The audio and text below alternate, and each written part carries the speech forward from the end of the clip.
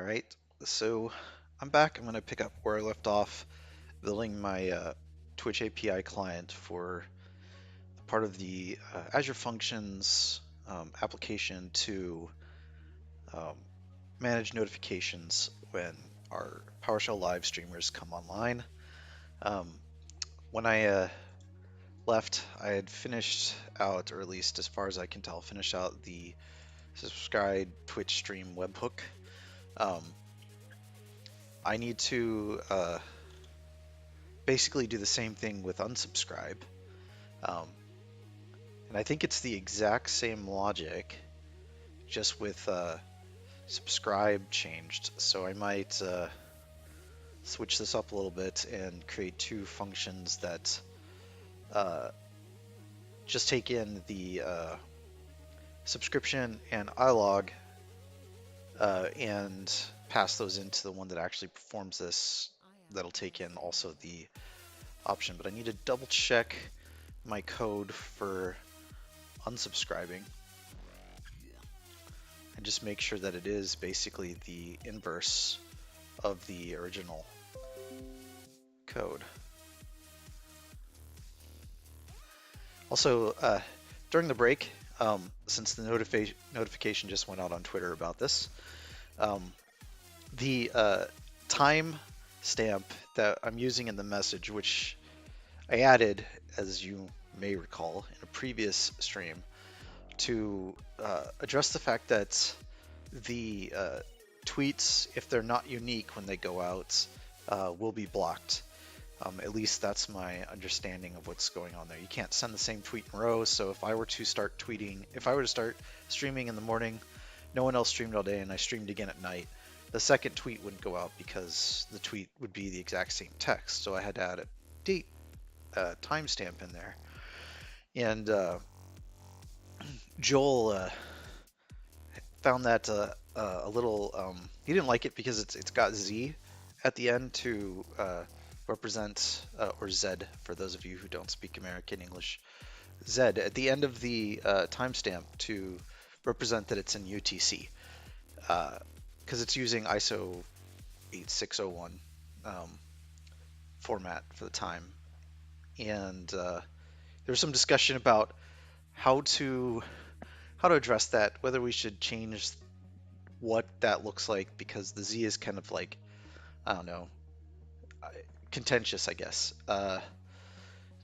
And one of the one of the suggestions that we're mulling through is, instead of putting a timestamp, which is kind of redundant considering the tweet goes out and the timestamp on the tweet should be relatively close to when the stream starts, um, generally within a few minutes. That it's kind of redundant to have that in there, so why not just do something like random emojis? So we have something that picks like a random number between 3 and 8 per se, and then if it gets between 3 and 8 random emojis, and adds them to the end of the message.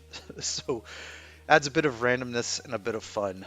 But I don't know, the number of emojis that I'd want to actually have going out in the message are pretty limited. So and with a small number of characters, there's a good chance of collision, but maybe not a large enough chance that it would ever be a real thing. But anyways, that was just an interesting offline discussion that was had about this project. So continuing on here, I am looking at the code in the PowerShell that we wrote for the unregistered Twitch stream webhook subscription, and it looks to be the exact same code as the subscribe, with the difference of being unsubscribe. So that means that I can change this up a little bit and create some things here. So I'm going to create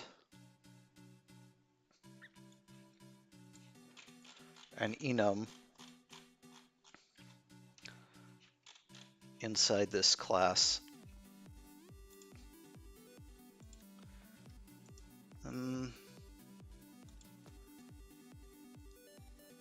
trying to think of whether I want to do it as a subclass or as a separate class.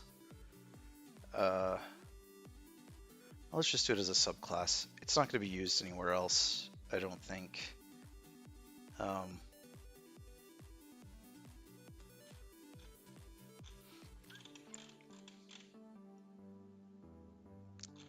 Yeah, because from the other ones, I'm going to call the unsubscribe and subscribe static methods. So I think it's fine to just do a private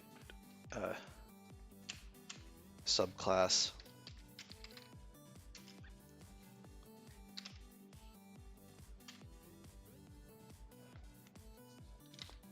Let's see, Twitch subscription type.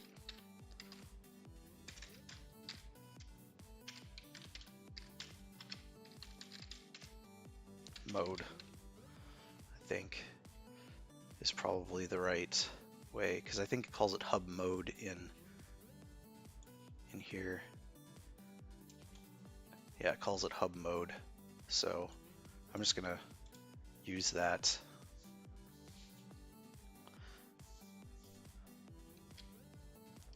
Have subscribe.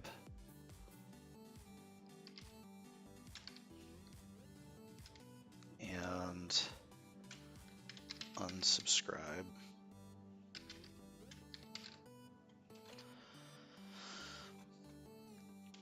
So see task, subscribe, action, Twitch stream webhook.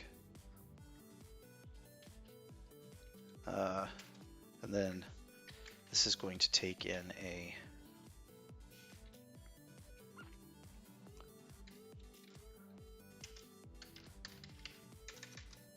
Twitch subscription.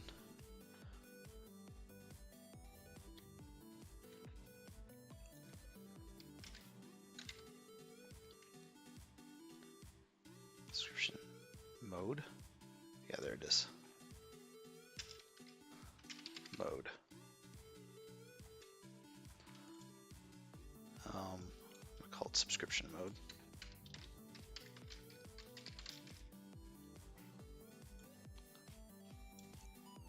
And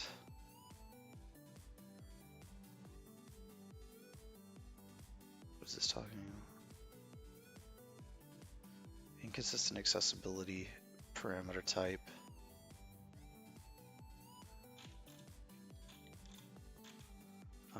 All right, public. Oh, this one's going to be private, right? We're not going to call this one. Yeah, that's why. The public one will call in to this. Hi, Marco. Or Team Marco. So that means I can have two in here that do something, but first I'm going to for hub mode, I'm gonna do var, let's see, string hub mode. See, there's a way to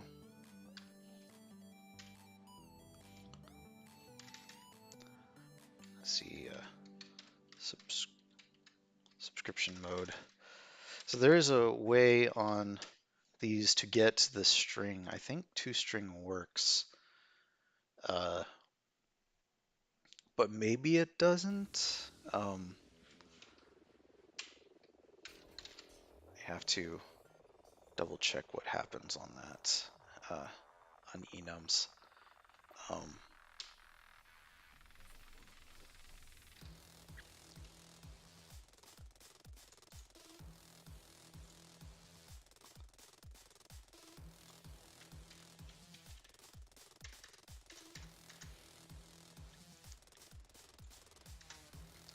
Okay, so since this is going to take in a subscription mode, I'm going to try converting it to string. I hope that works. I'm trying to think of an enum that I can test that with very simply. But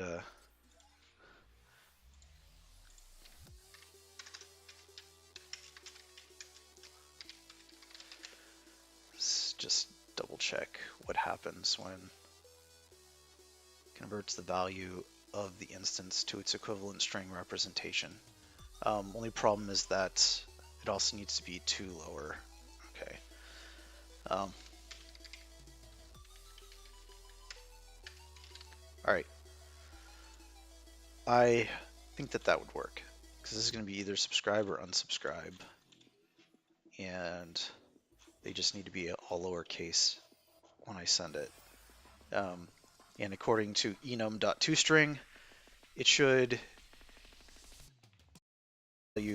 return the string representation of the value. So um, hopefully it's not going to give me 1, but I can't think of an enum off the top of my head that I can actually test with.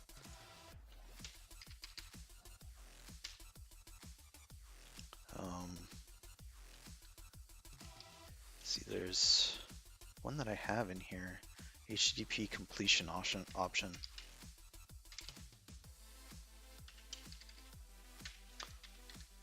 Let's see, can read to string to lower. Yeah, okay. So in theory, this works. So now I just need to create 2 functions in here that are public, static async.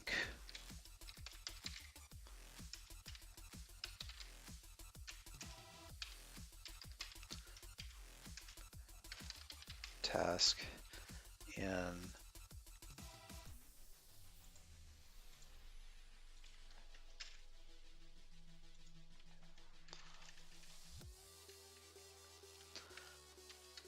this takes in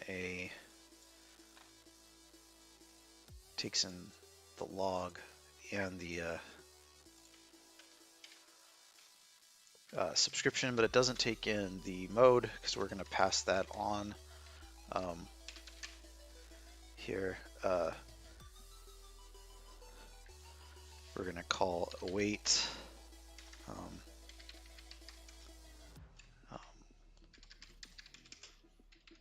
I don't know that this actually returns anything, but we'll do it anyways. Return await. And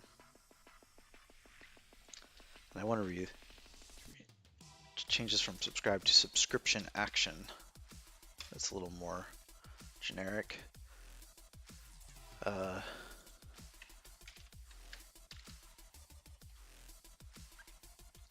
This is subscription. I'm passing that through.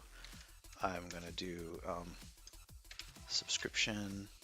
Let's see, Twitch subscription type.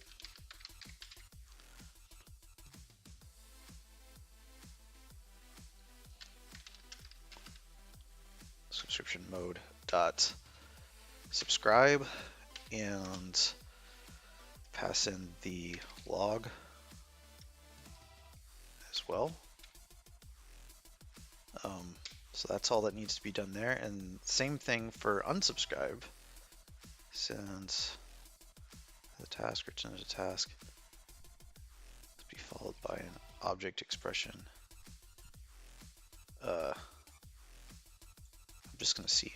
Bet you I can just call await inside of this. Yeah, don't need to do anything. Tasks are weird. Async is weird. I'm not the best at async, and I'm sure this is all gonna just blow up when I do it. So unsubscribe. Twitch stream webhook, which is a public static async, and then I'm going to do the unsubscribe mode. So same exact thing, different thing. So publicly, I get these 2 utilities that I could use to subscribe, and privately, it's going to call this one function that will do the same thing. So that way, I don't have to have more logic there. So the other thing that I wanted to do was this ID get a Twitch stream user ID. I want to put the logger into that as well, um, so that I can pass some log messages into it. Um,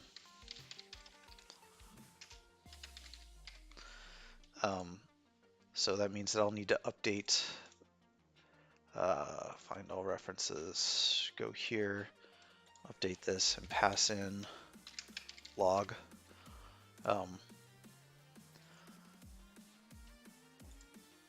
And I'm sure that'll be fine passing that object to a bunch of async um, stuff. I'm sure that's not going to cause any problems. I don't know if the logger is thread safe or not, but I don't know if there's an async iLogger option either. So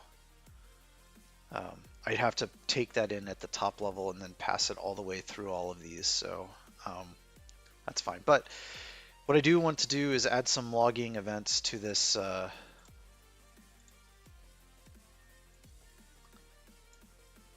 So I want to start off by saying that log information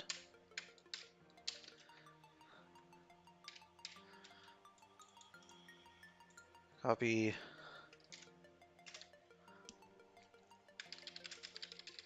has started. Begin. That's what I was using the other one. Begin. And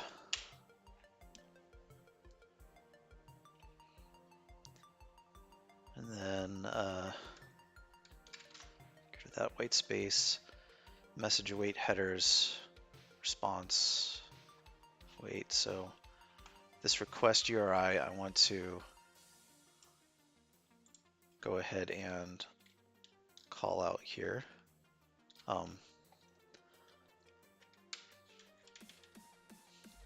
Since it's generated.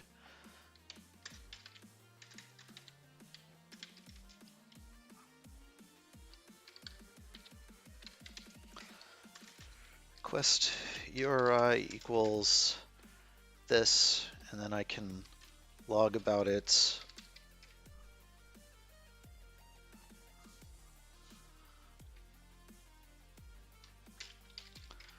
Log information.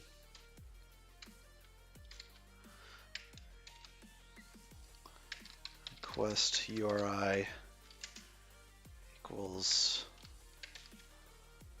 put this in interpolation mode, and request URI. Let's go here. All right. And then back in here, I need to put the request URI in there. So now I'm logging the request URI that I'm accessing.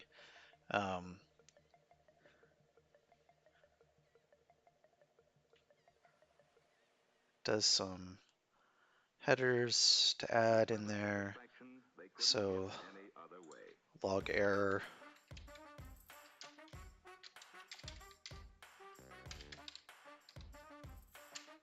I think I was debating about doing this piece down here about this into a function, into a method. But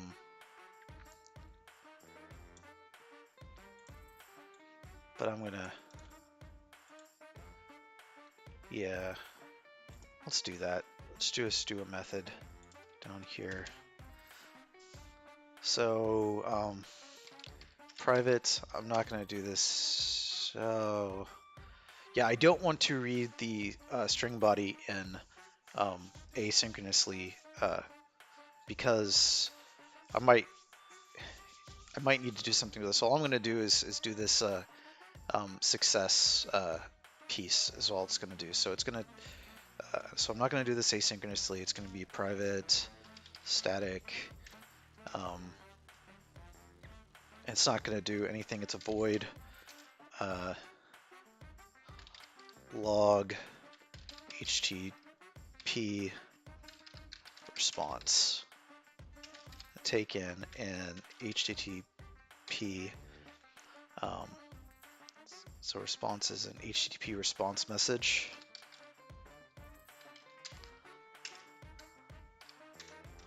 Response. And we're basically just going to copy this piece of code here.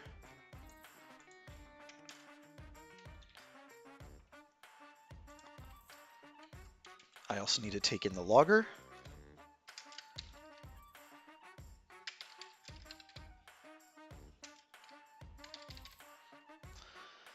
And rename these from lowercase response to uppercase response.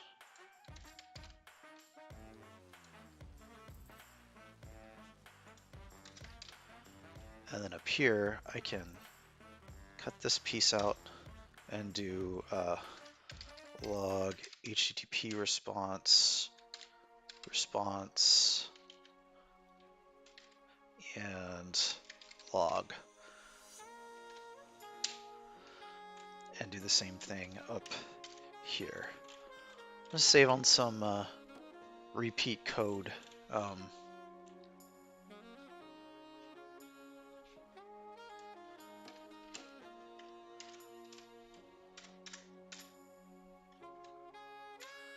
So that'll automatically log an error for us if there was a response issue, and it will log the generic pieces without the body.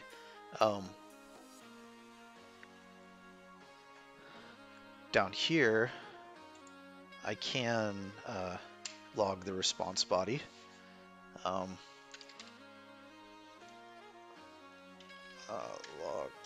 Log information.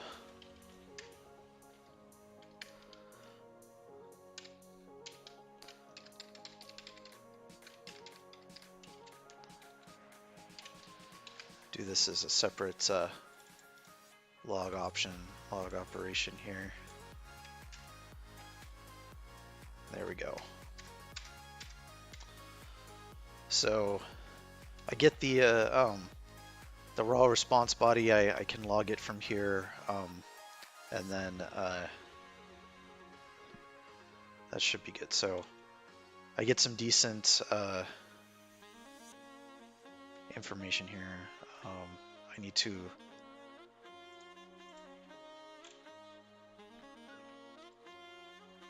log and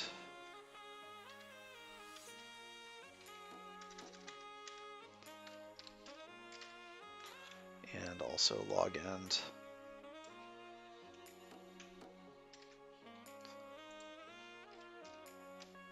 Before I return.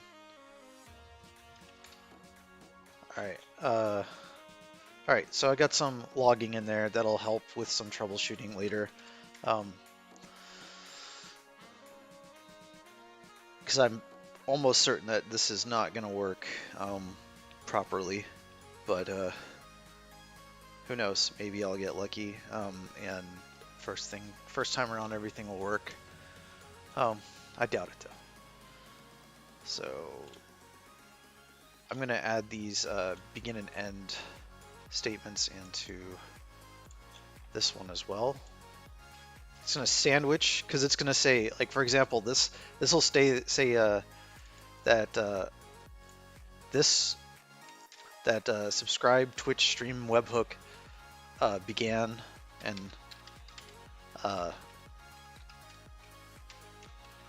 then it's going to go into the subscription action Twitch stream webhook, and it's going to say that one started, and then at the end it'll say that ended, and it's also going to like do it again when it gets inside Twitch, get Twitch stream user ID. So I'll be able to kind of see the execution stack.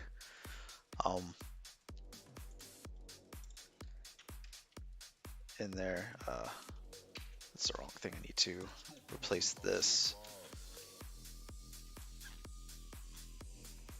Replace this. And then this becomes And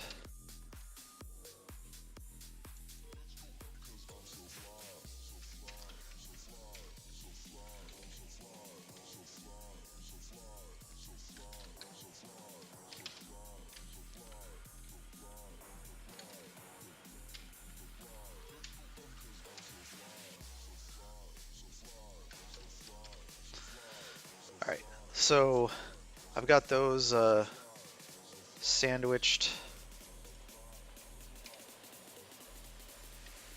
So I've effectively taken care of both of those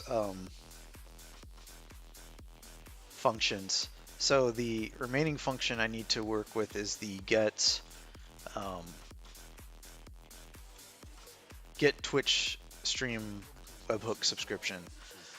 So this one returns all of these subscriptions, and it also is kind of unique in that it has to actually get the access token. So it's going to call the method that I created earlier for getting that. Um, but it is critical to actually the first function that I need to write in for the Azure function piece of managing subscriptions, because it's going to be responsible for looking at the provided list and ensuring that we are already subscribing to those. Um, so we're probably going to need another object model for the user information, because these are actually no subscription, because I don't think that it's exactly the same as what's in the one that we did. If they were to use the same like model to respond with as you do submit, that would be really convenient, but they don't. They use a different model. Um, so we'll need a different model on our end too.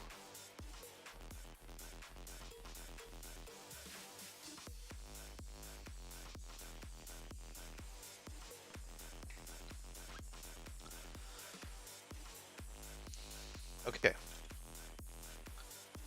So I'm gonna put this one closer to the get OAuth response. This one is going to be a public async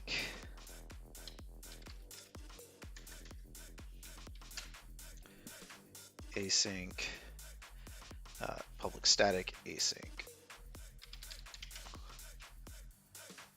I can't remember the right order. Should you use static before public? I don't know. There's a recommended order to these, and I can never remember what they're supposed to be.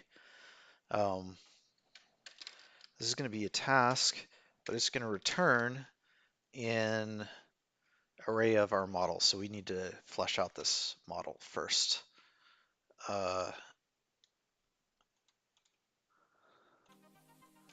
It's going to be, if I remember correctly, it has on it a callback.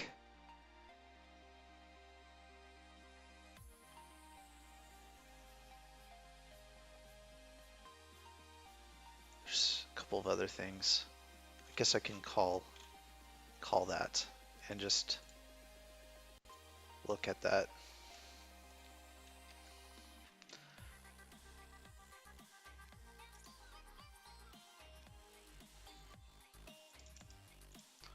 I just want to find where I'm doing this. I'm just probably at the end.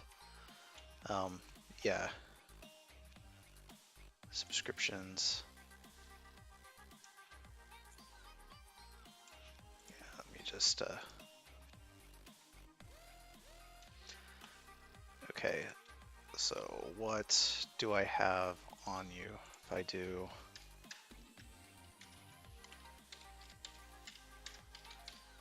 PS object dot properties dot name should give me all of the property names that are on that. So there is a topic a callback expires at. Those are the ones that the actual API returns, and then I'm adding a stream name and a Twitter name. So I think that I can do the same thing in this. I don't need the Twitch app, so that's not important for the C# piece of this. But we'll go into my models folder and create yet another model. And I guess it's going to be Twitch subscription response. I mean, what? Yeah, don't name this. It's like, I really wish they would have used the same data models going in as they did coming out. So the API endpoint is subscriptions.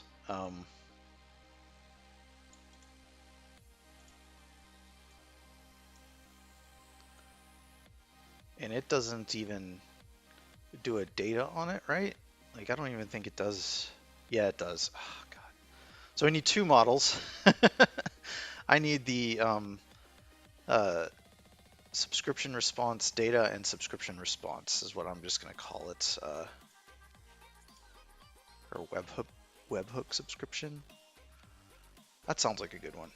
Webhook subscription and webhook subscription data. So first is Twitch webhook.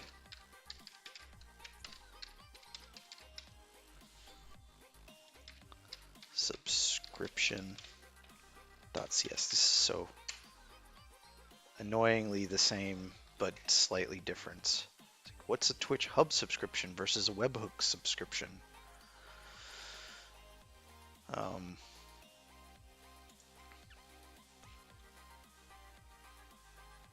This one's kind of similar, so I'm going to copy it and paste it in here.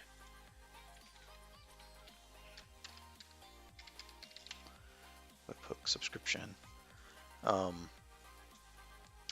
And its topic, callback, and expires at callback, topic,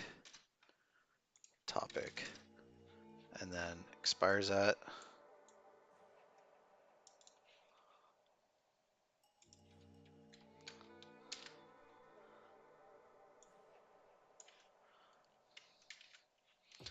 and expires at, and then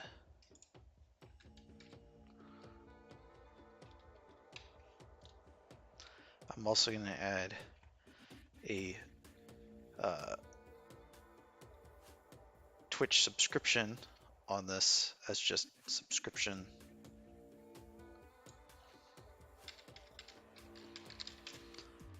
It's not going to actually, this is going to be a Twitch subscription and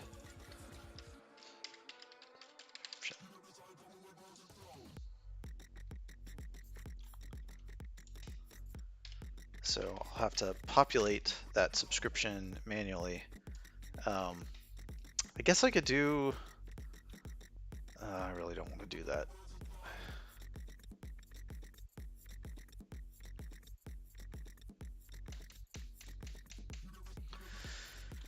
Yeah, I'm thinking that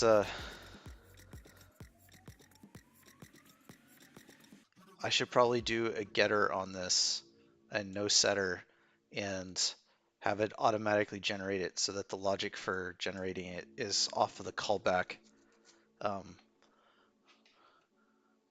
So I'm going to do that if I can remember how to do my getters and setters. So I know that if I don't set a setter on that,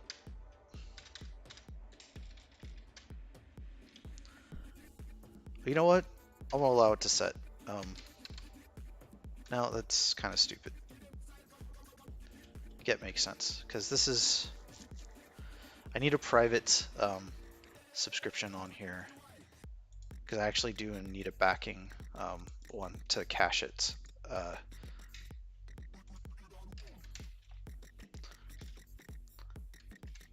Private Twitch subscription.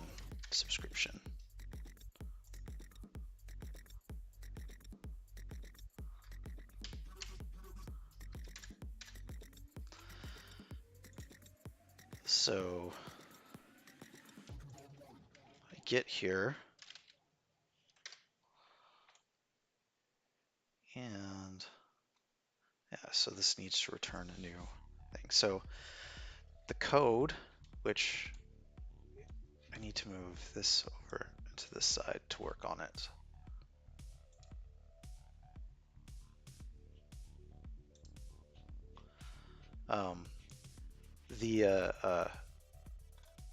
This is what I needed to do, like split the callback and then get the parts, and then if it's all of that, then do this. So first of all, if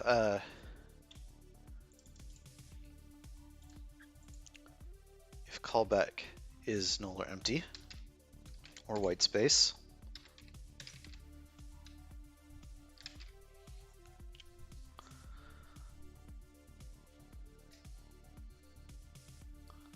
let's see, if first of all is like if this is set, if this is not null,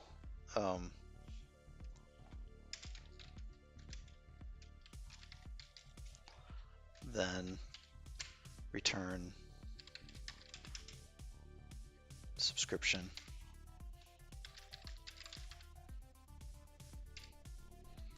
And then if string dot is null or white space callback,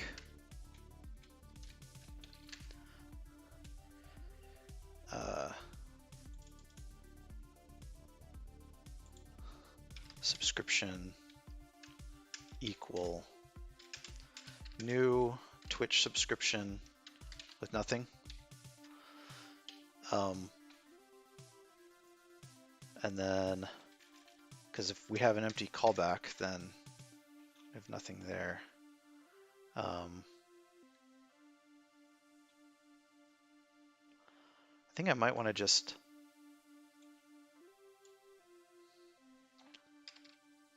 no. Yeah, I need to do this. What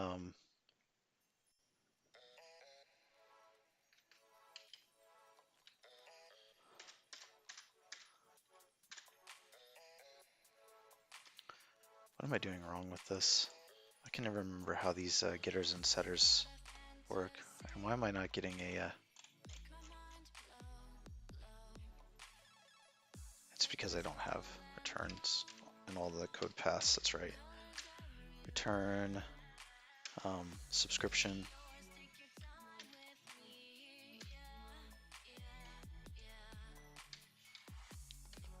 And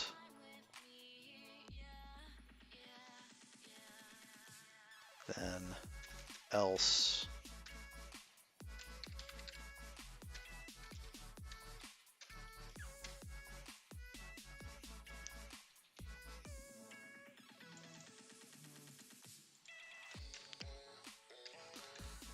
so now all the code paths are satisfied on that, but I need to put in some logic here. So we're going to try to split the string. So callback, this is going to be var parts equal callback dot split. I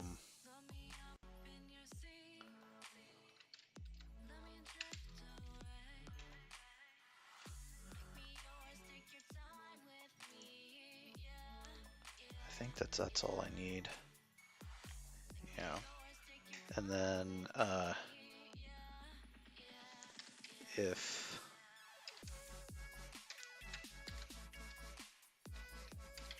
parts dot length. Is that doing count in here? Yeah, so that should be a 0, 1. If I do like this, it's like 1, 2, 3. Split.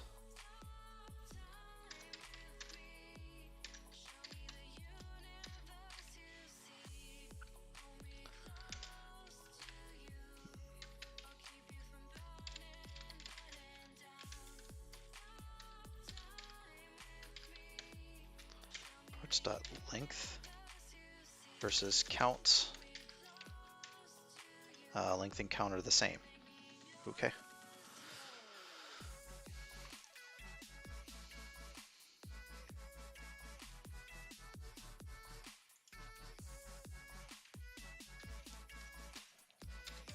Just to be sure. Yeah, it's for some reason I keep thinking that length is 0 indexed, and I guess I'm wrong. So if parts length equal 6,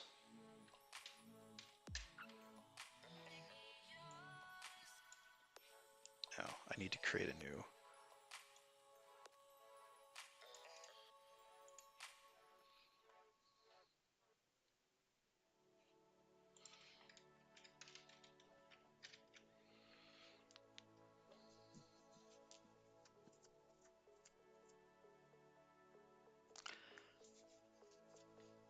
I guess I can.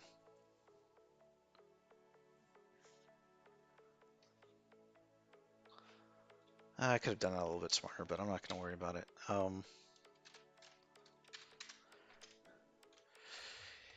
So if there's 6, then the subscription dot Twitch name equals. No, I'm just going to leave. Yeah, that's right. This will be parts.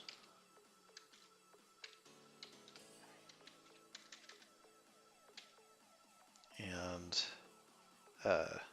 this should be an array of string, yes. Parts,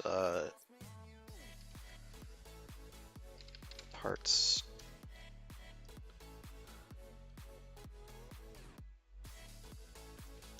I guess I could use the actual thing there. Yeah, so if it's gonna have a length of 6, I need index 5 for the Twitch name, because that'll be the last one. I don't need to set Twitter name. If else if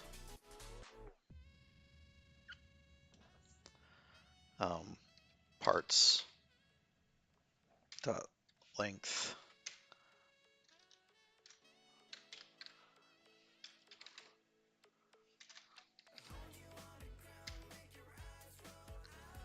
what? Yeah, it's not a bool. Equals 7. Then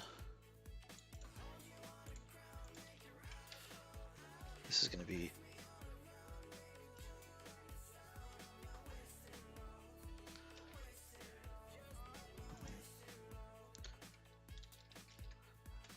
this. No, that's fine. I'm fine with what I had.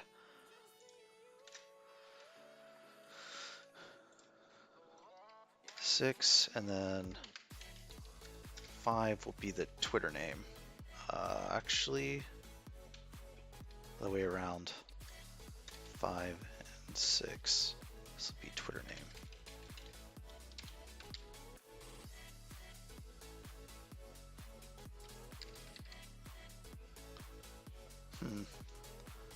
Looking at that, that's a little bit simpler than I thought it would be, right? Like it's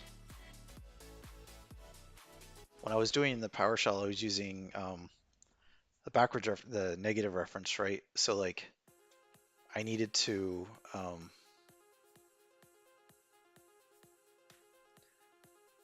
actually like figure that out. But if I can do it this way,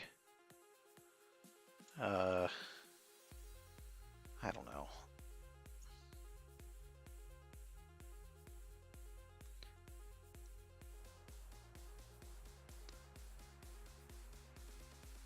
Yeah, because I could do this greater than equals 6, and then if parts length equals 7, set that and return subscription. Yeah, because it's always going to be 5 on the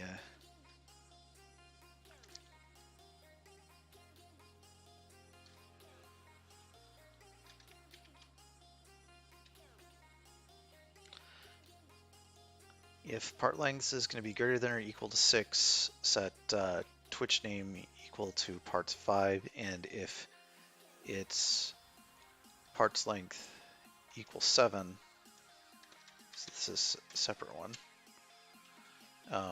set the Twitter name equal to part 6.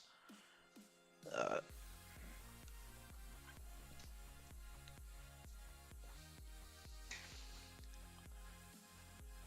right, that allows us for some growth at least. It's a little bit more flexible.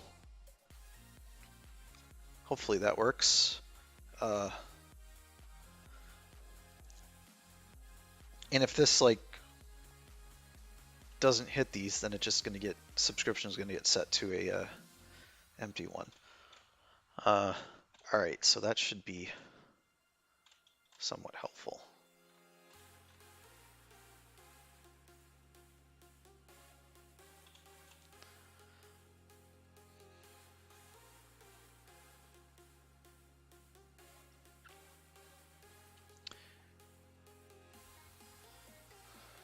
I don't know that this is right.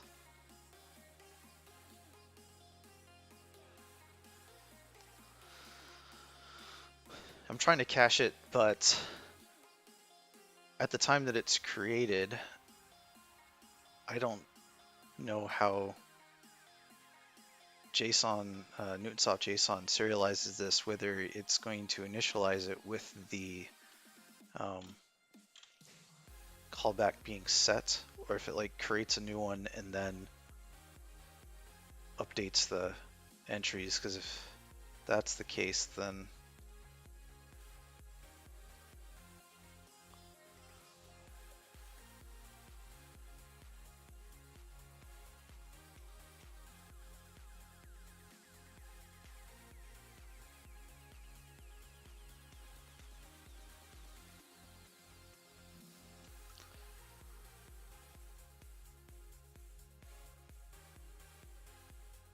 so if it doesn't equals null, return that. So instead of doing a new one, I should just do this. All right, I'm just going to do it this way.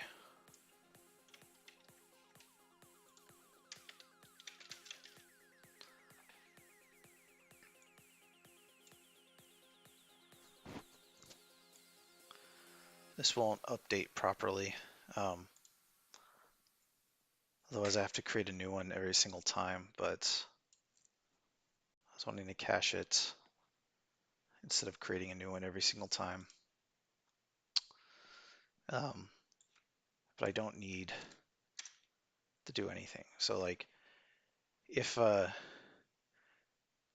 subscription is not null, return subscription, and also if string is null or white space, return subscription, because they'll just return nothing, right? Like if it's not doing anything, we're fine with that. But if the but if neither of those is true, we're going to create a new subscription and update it to that, and then we'll split it, do all this, and return the subscription at the end. All right.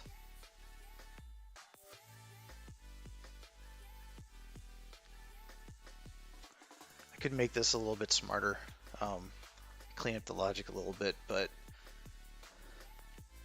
I think it's fine the way it is. Could flatten it a little bit and just do a single if statement.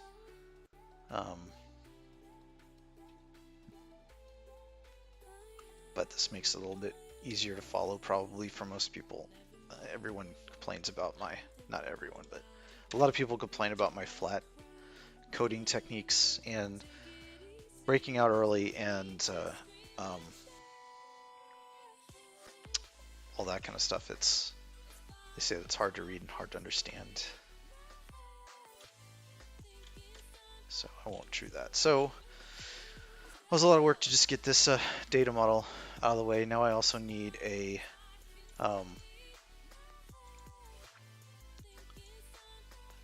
data copy version of this.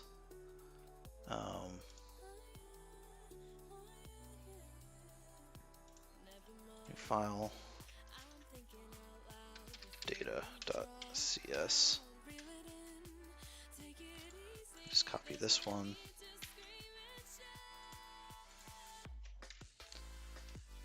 And this is a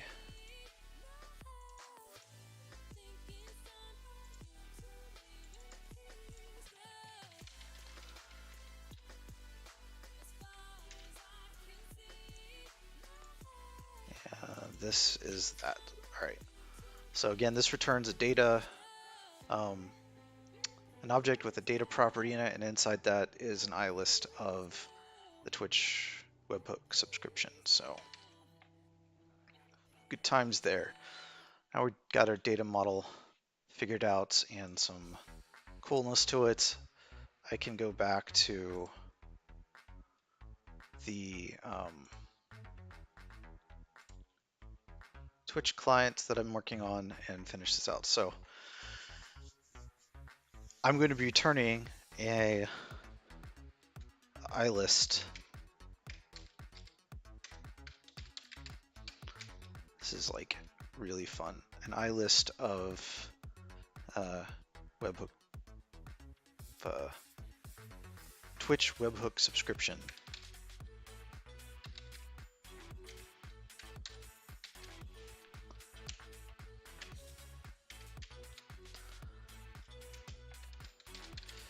Get Twitch webhook subscription.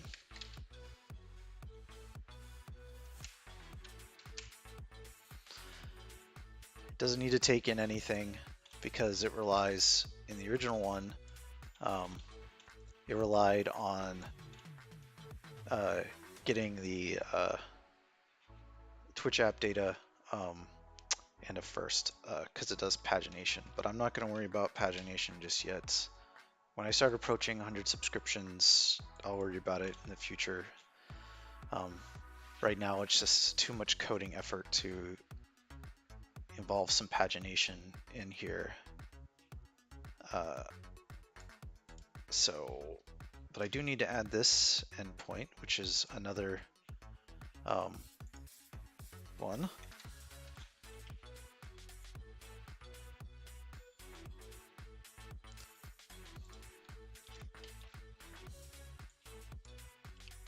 Webhook.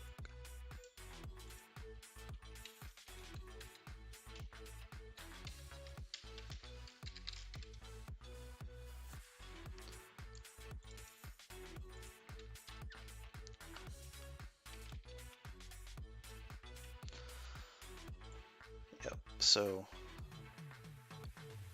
webhooks subscription. I'm gonna make it subscriptions. I'm trying to make the path kind of match the actual names when I do this. So Twitch webhook subscriptions, Twitch webhooks subscriptions endpoint URI.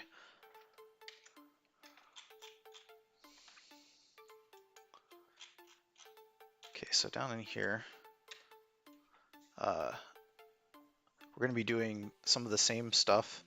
I probably do want to take in the iLogger so I can log. So that's the only thing that I really need to take in.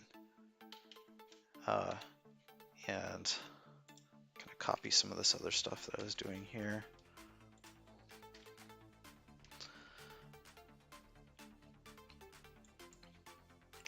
And in C# world, it is okay to do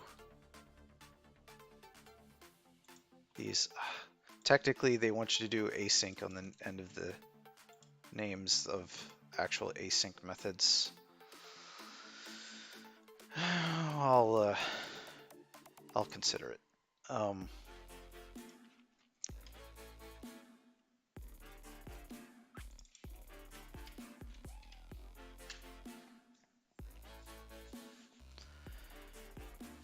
So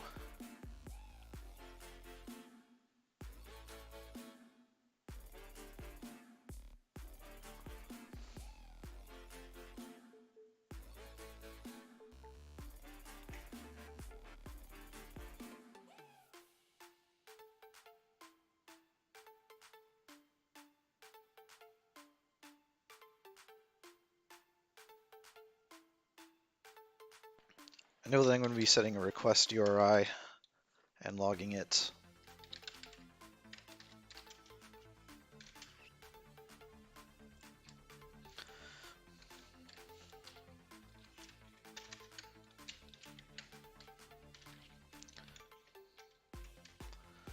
So Twitch web hooks sub. Come on, man. Let me do some. There we go.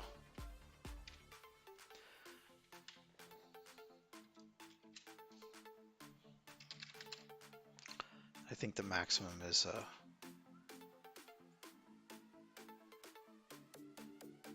100. Yeah. So I'm just going to do that and log that.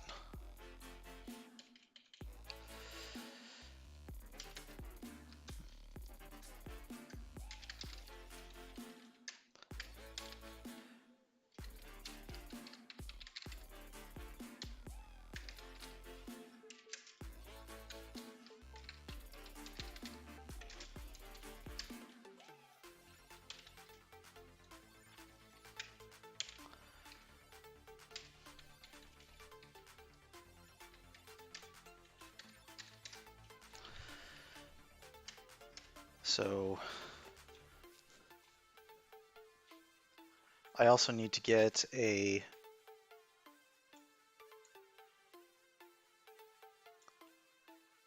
OAuth token before I can do this request. So I probably want to update this code to take in the iLogger.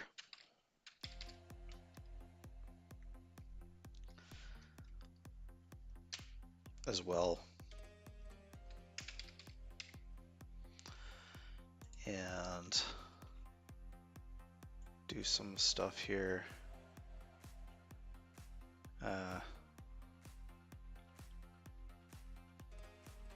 I don't want to log the client request body because it has secrets in it. So I just want to do the responses here. So begin.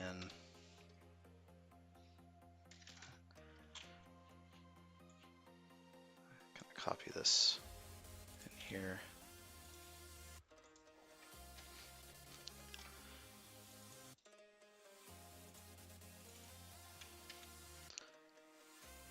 And then do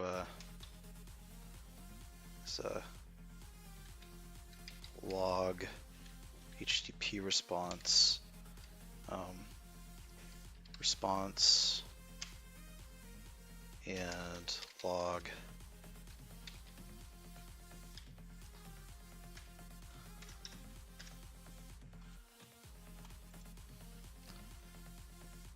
and then I don't want to log the secrets from this either, so I'll just do an end.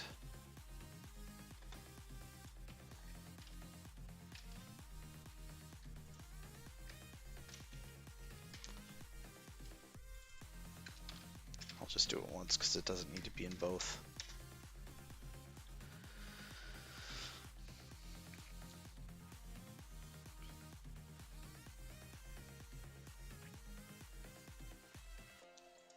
I guess it does make some sense to log the response body if it failed, because it does give meaningful errors on that. So we will have this and this and log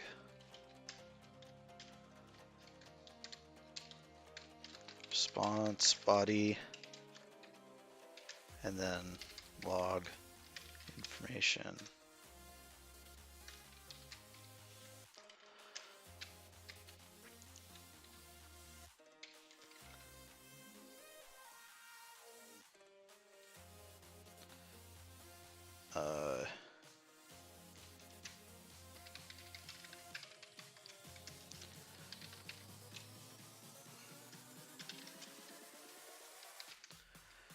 Wait, response dot content dot read as string async.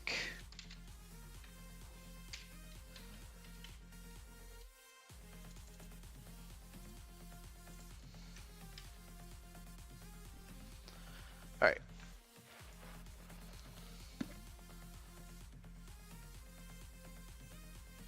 So we get the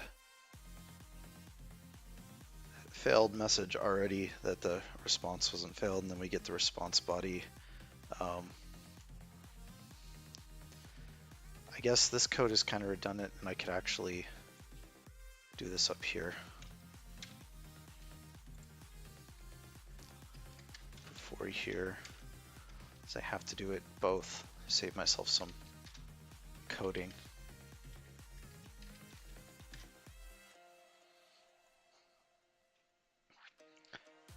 Don't want to log the response body if it's successful, only if it's not successful. Because if it is successful, it would have access tokens in there, and we don't want those logged.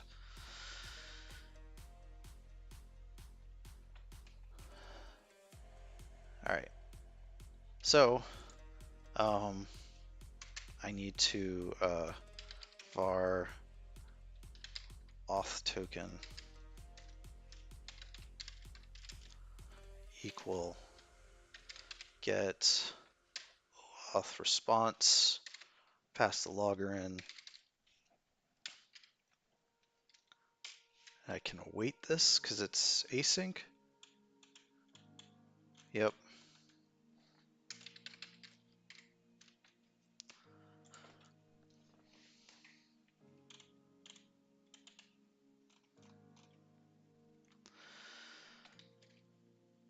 All right. Now that I've got that, I can do some message creation and header setting. So I can borrow from something else that does message creation. It is going to be a get call, so this looks like a good one to do, except authorization is going to be a different thing to deal with.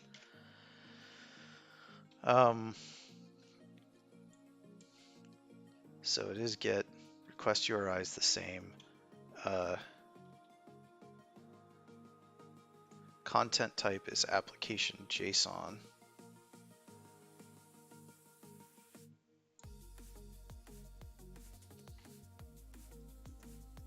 I can set that on the thing afterwards, I'm pretty sure.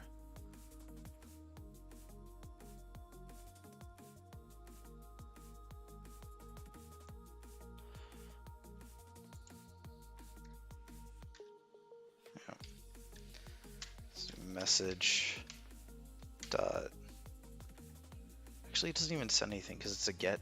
I don't think the content type matters on that, so I'm just going to leave it be. Let it use whatever default it decides to use.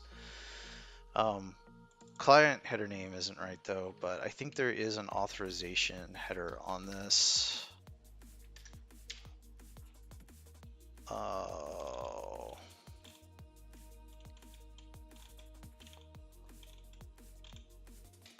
Accept authorization dot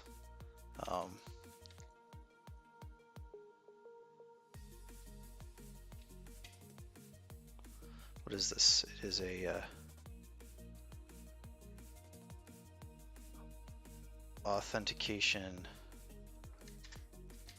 Let me just see what's available on that, whether it has a get or set. Gets or sets the value of the authorization, so I need to set an authorization header.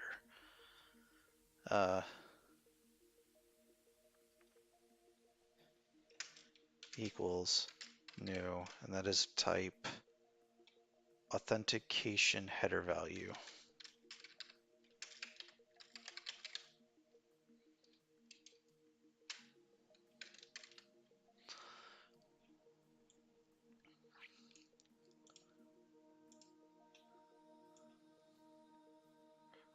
Parameter. I'm pretty sure this is a scheme is bearer, and I believe that they were very particular and it had to be a capital B or it would fail. And the value is let's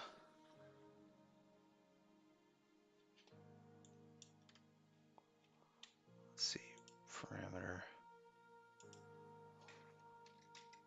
Let me just go back to this. It has what the scheme to use for the authorization, and then the value, which should be auth token dot access token.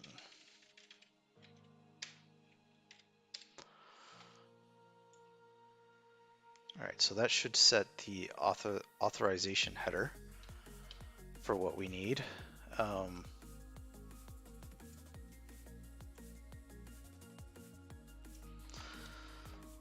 So then we can do the same kind of response code that we normally do by logging the response. And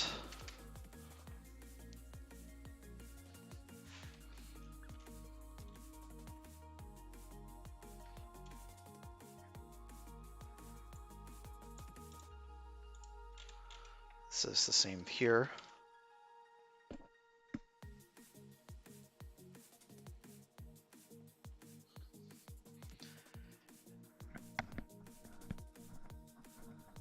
And then this is what we do if it's successful, which is to basically get the body, convert the body, and do this. So I'm going to go ahead and compare and borrow the code for getting the response body. It's a lot of the same code over and over again. I could probably have cleaned that up a little bit, but there's slightly different variations on what we need to do each time.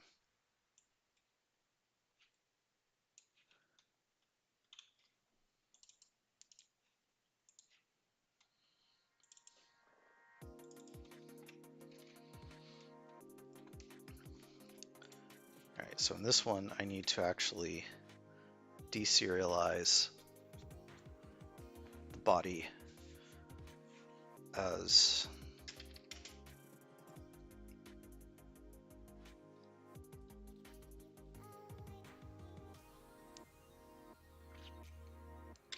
subscription data.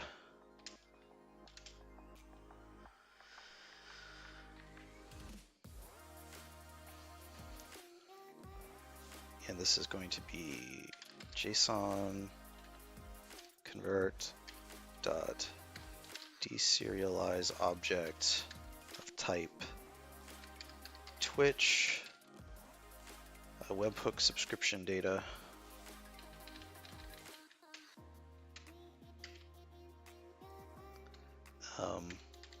Of the response body and then return subscription data dot data.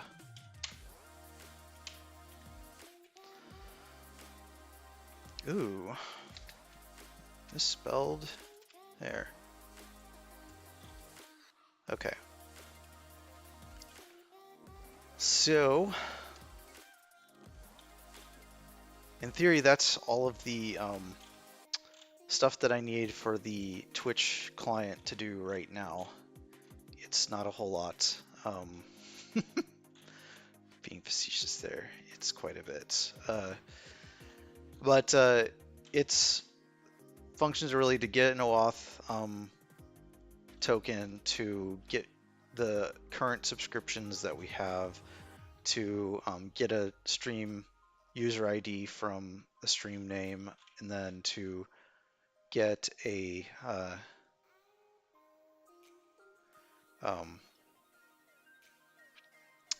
to subscribe and unsubscribe.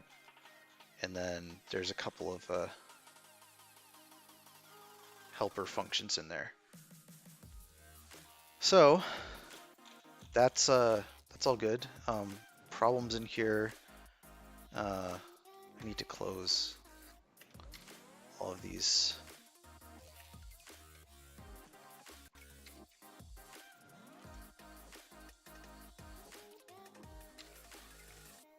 So I can have it just on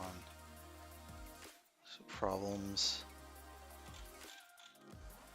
I'm gonna collapse these so that make sure that there's no.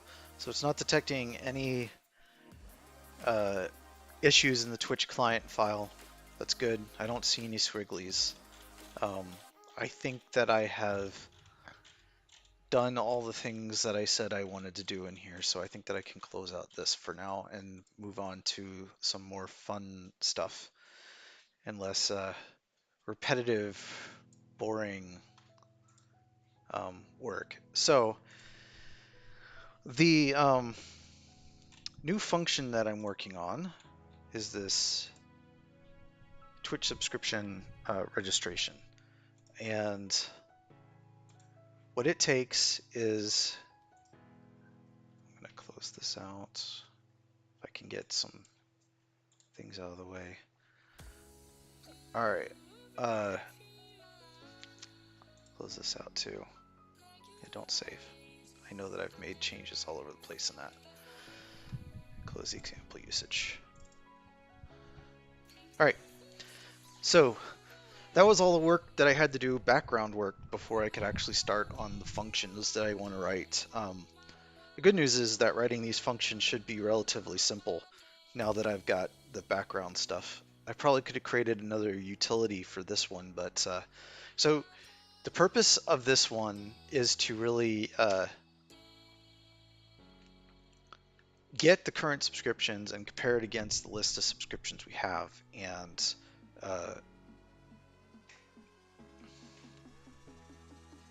see if they're the same. So what I need to do is I need to get current subscriptions. So far, current subscriptions.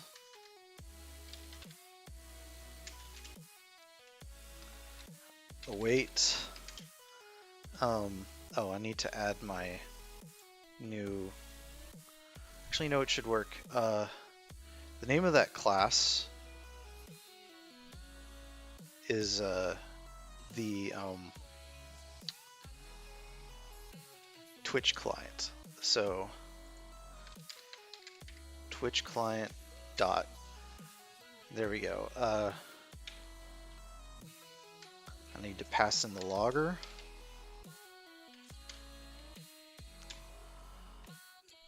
So that will get my subscriptions and log all that stuff for me.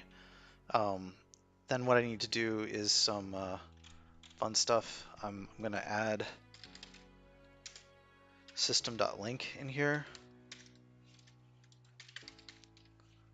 I'm definitely not a master at system link, but there is one thing here that I know that I need to do, and that is to basically compare the current subscriptions to the existing ones. But uh,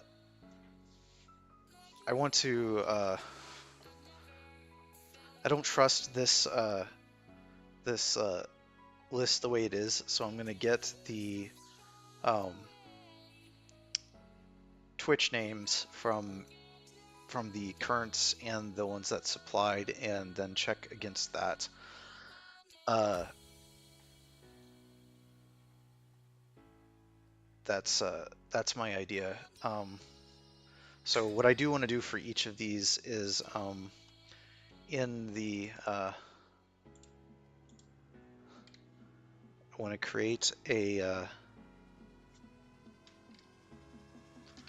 var. Uh, this is going to be the current sub dictionary.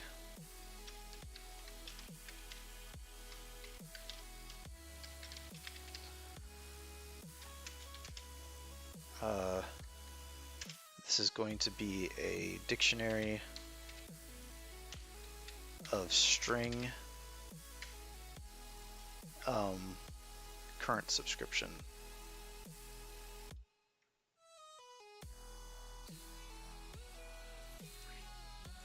Actually, Twitch subscription.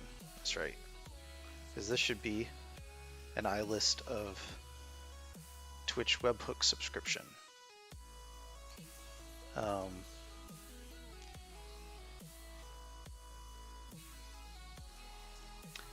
the Twitch webhook subscription has a Twitch subscription as a object underneath it.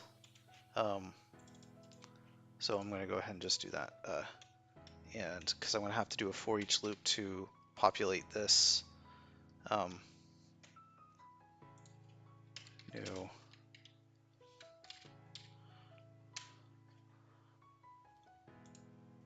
did I misspell dictionary? I did.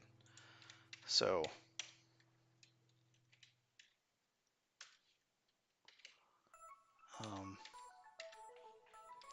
for each subscription in var subscription in current subscription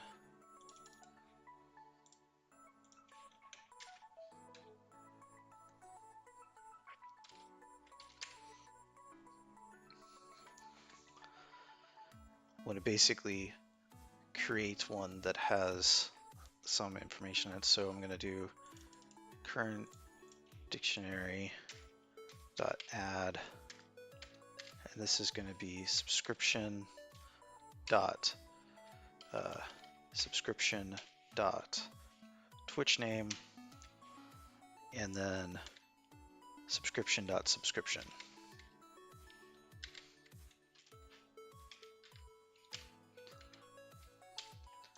As the value.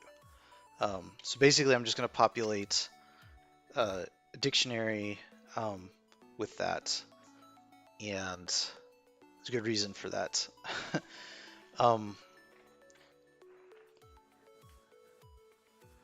So the next thing that I need to do is do the same thing for the Twitch subscriptions that come in up here. So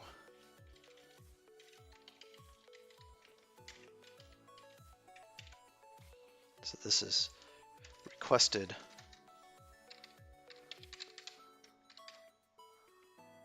subdictionary subscription in Twitch subscriptions.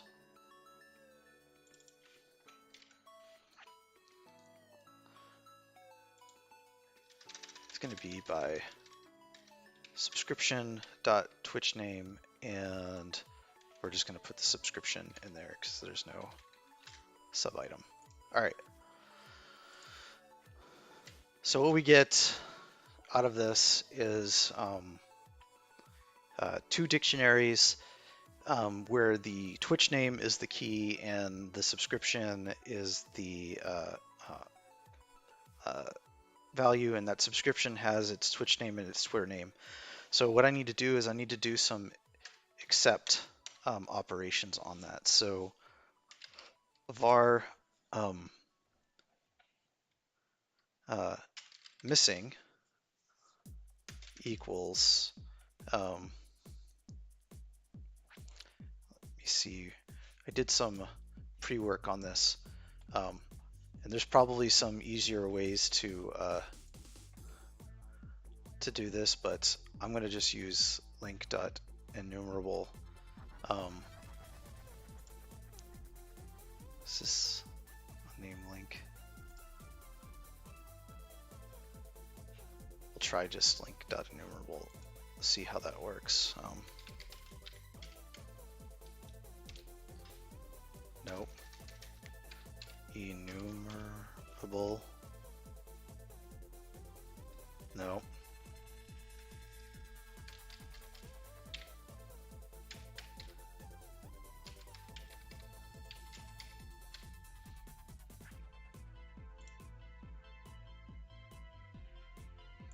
What have we got? Is it system link.enumerable?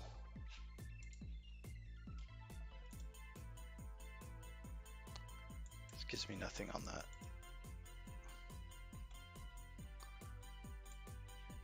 It was giving me, there we go.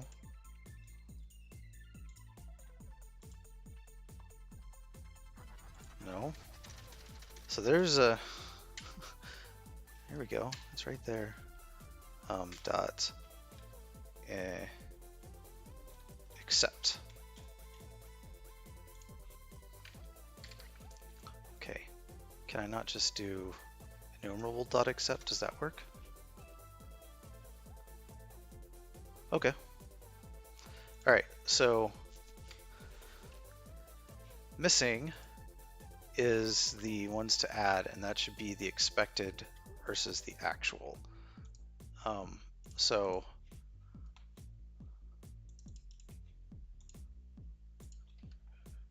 request a dictionary dot keys, and then current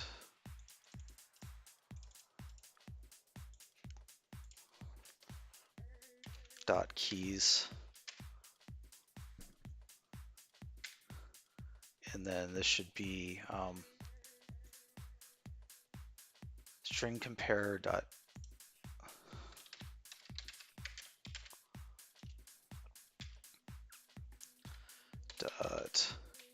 invariant culture ignore case.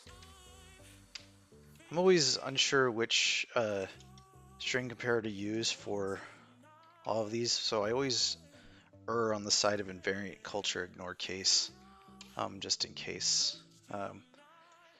I could be wrong. That could be the wrong one to default to. In any case, this should be our list of missing subscriptions, and it is an IEnumerable of string. And then the next one we need to do is var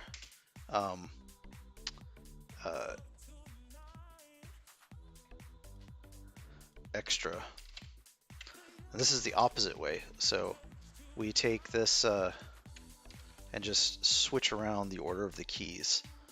And what this will do is this will find the ones that we need to remove, because we're no longer requesting those.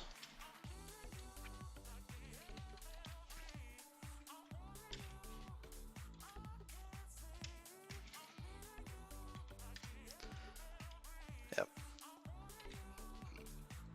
So the next thing to do is to loop through the missing and queue those.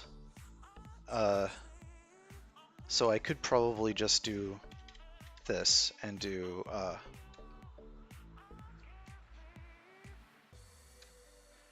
yeah, I could probably just do for each.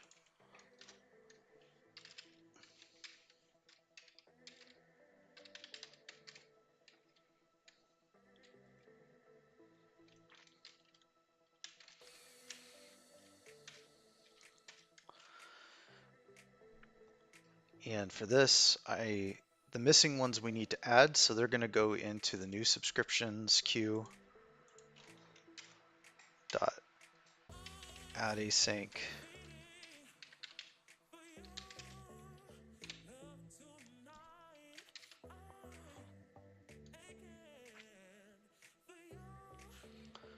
And this is going to be from the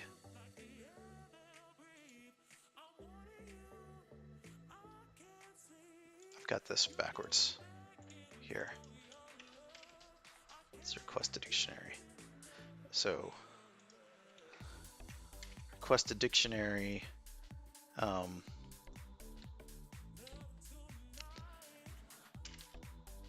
Missing.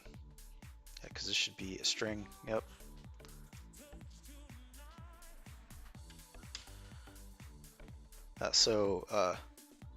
Basically adding the missing to the new subscriptions, and then we do the same thing down here for the extra.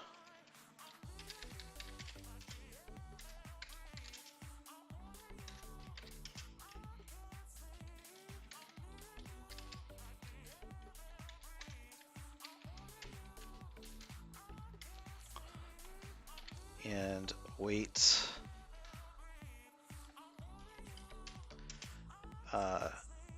remove subscriptions dot add async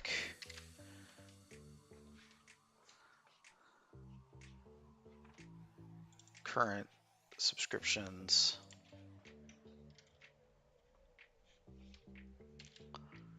extra.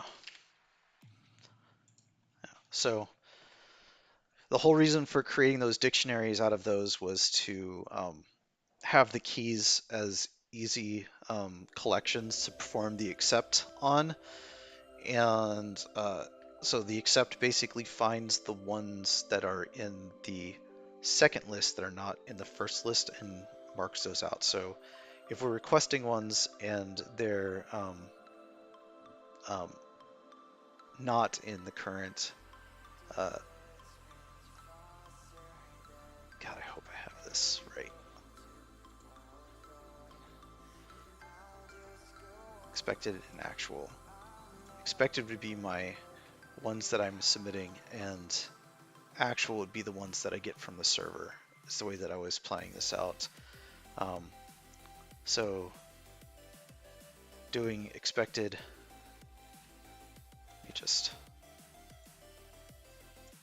do this. And then to add, yeah. So in the expected, I expect to have D, A, B, C, D, right? But in actual, there's no D, so it gives me D. So that means that I need to add it because I'm expecting it there, but it's not there. And then on this one, to remove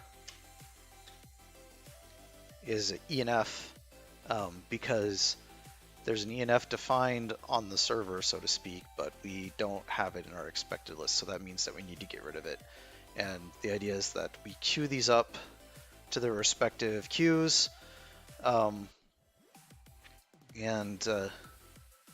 that's all we should need to do. So it goes out, gets the expected,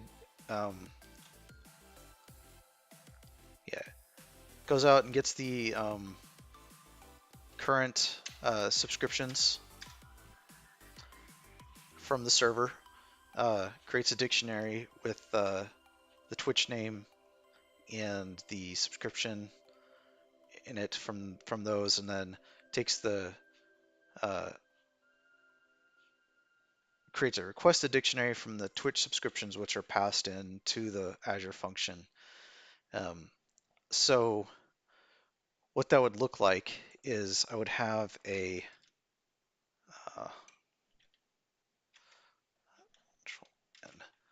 I would have JSON like this. I guess I can just make this a JSON file. The would look like this. Um,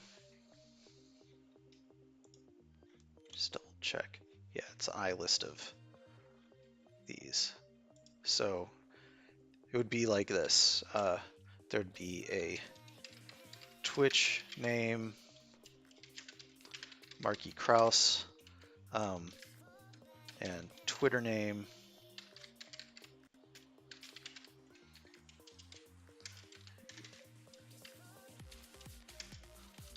Marky Kraus,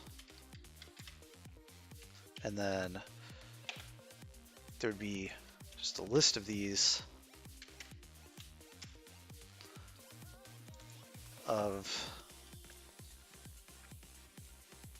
so this one would be Corbob and Corey Knox, for example. Since his is different, that's why I keep picking on him. It's a good example to use. So it's going to look like this. This is the JSON that's going to get submitted to the endpoint. So up here, this iList of Twitch subscription, which if you recall, the Twitch subscription is just Twitch name and Twitter name. So we just get a list of those. So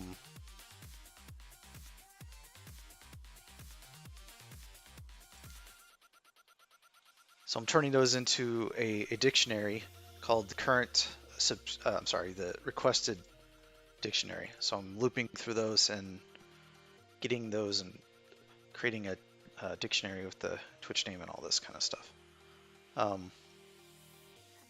And then basically going through the accept lists of the two dictionaries and their keys, adding the missing and removing the extra. So those two queues up here, Twitch subscribe and Twitch unsubscribe, will be triggers for the other functions that we need to write. So this function is done. I could probably do some logging in here that's going to be good. I'm sure all this extra logging just adds a whole bunch of extra time, but it's definitely going to be helpful for figuring out what's going on where.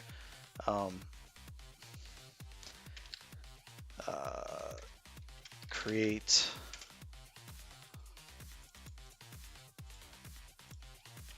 current subscription dictionary, log. I like to use log as a kind of comment system in my code too. It's kind of easy to see what's being done if you're having a log entry right above.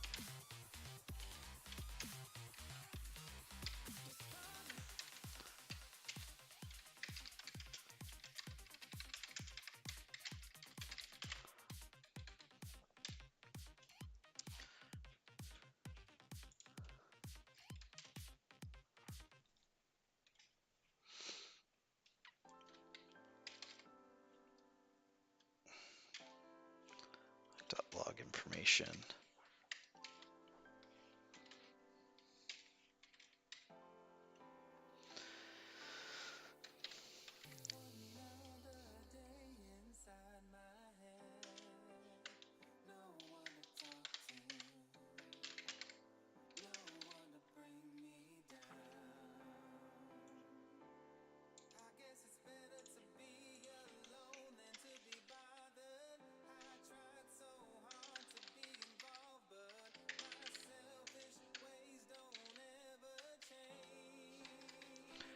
Turn on string interpolation for this one. Back here, this is Twitter name. Dot Twitter name. Just Twitter name. All right. So I can basically copy this one down here and change that around a little bit to be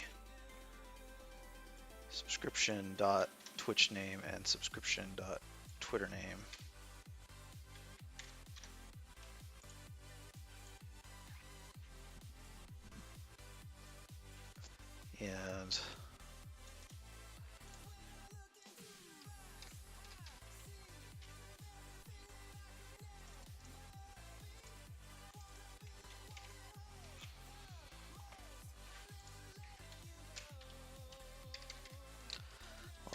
log information,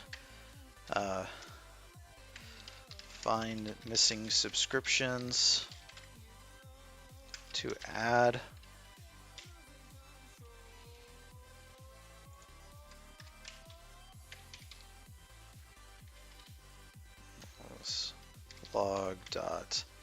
Log information queue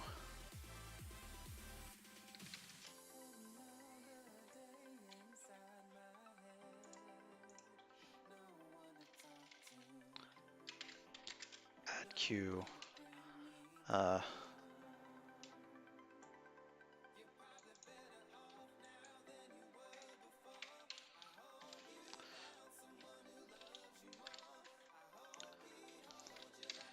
Twitch name,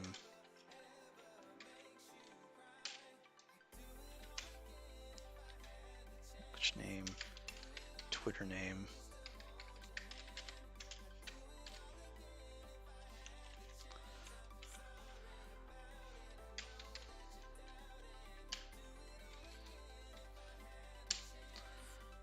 So that'll queue that we're adding that one.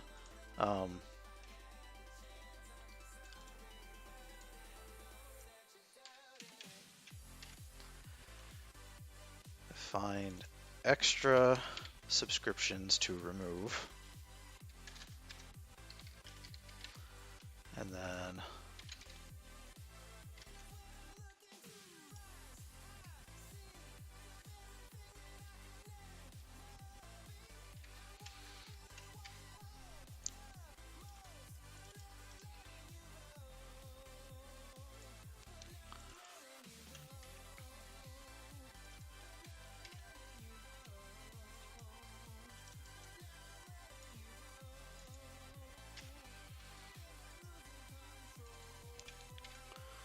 all right, so that'll log that it's queuing each one of those, and then we can say that we're done here.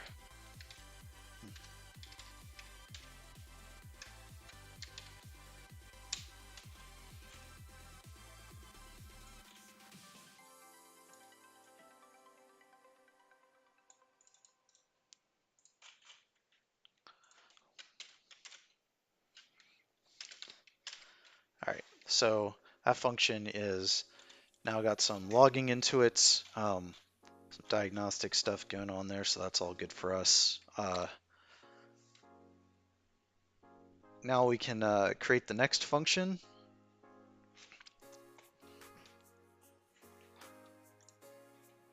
So the next function is going to be, what did I call this function? I call it Twitch subscription registration. So I'm going to create oh, that's like missing some characters.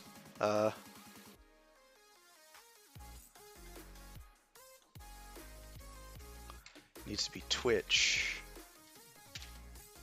subscription registration.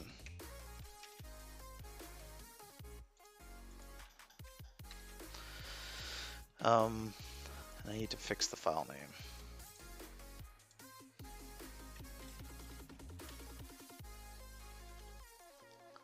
That's why it was like in a weird spot. Yeah, so anyways, back to here, going to add a function called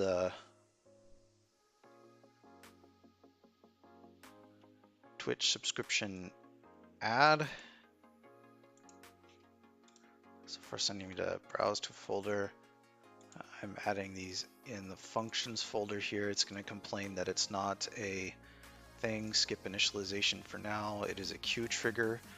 The function name is going to be Twitch subscription add, and the namespace to work with is this one that I've been using all along. And that should not be asking for a subscription.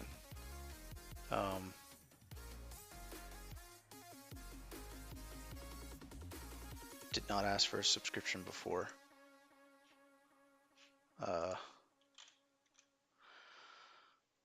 Okay.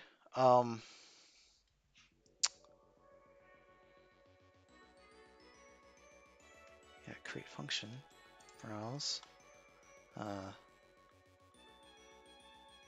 source, functions, skip for now, queue trigger. Um,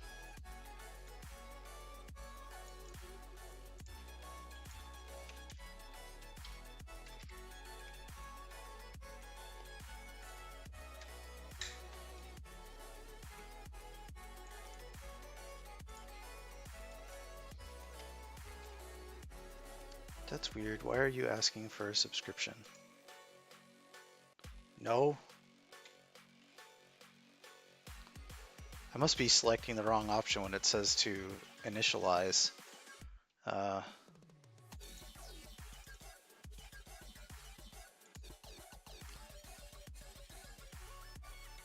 Selected folder is not a function app. Initialize project. Skip for now. Queue trigger. Um,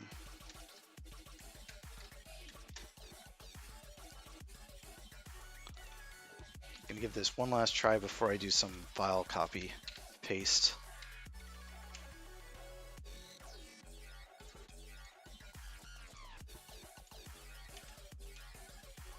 Nope, it's still trying to initialize. That's BS. It did not try to do any of that earlier when I added this function, so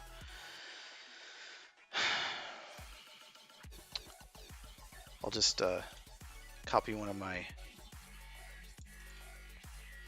here, copy, paste. It's gonna complain about that. It can continue to complain about that while I fix this.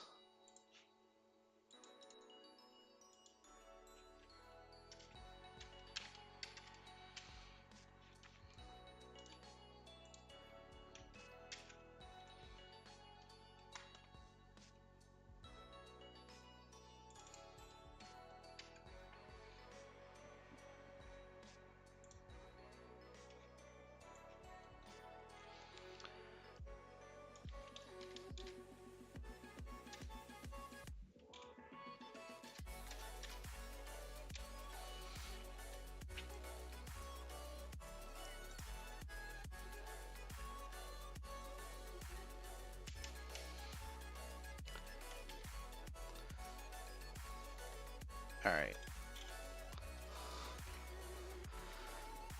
So the queue on this, I need to fix my other one here and tell it to use a environment variable to figure out which queue to use.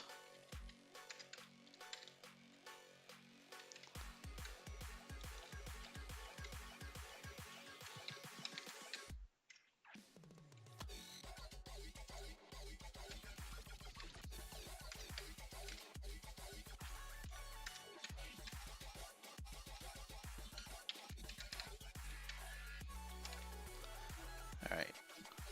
This will make it a little bit easier to change the queues around if I want to do some development testing in the same thing. But what is it complaining about here?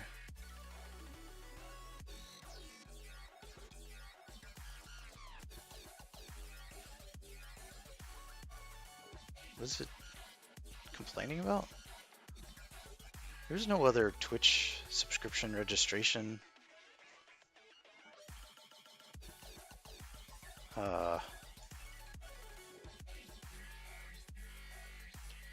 Don't tell me that that's the name of my...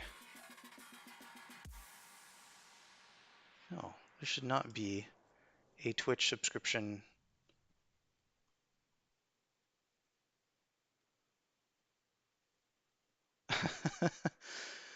Oh, it's complaining about something that does not exist unless it does not exist. Like, hold your horses, man. This could be like stale from the thing. No, it's still claiming that there's a one of these out there. So let me class. Yeah, no, there's only the one, man. Like, what are you doing?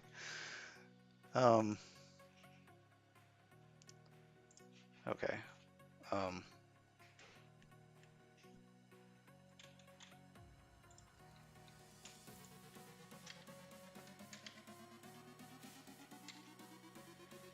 Do I need to save something? Save you? Like, I don't understand why that's complaining.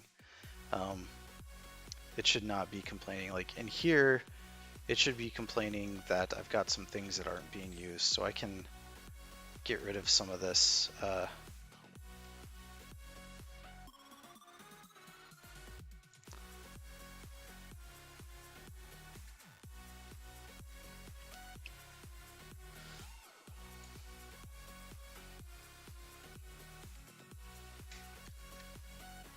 Should be Twitch subscription.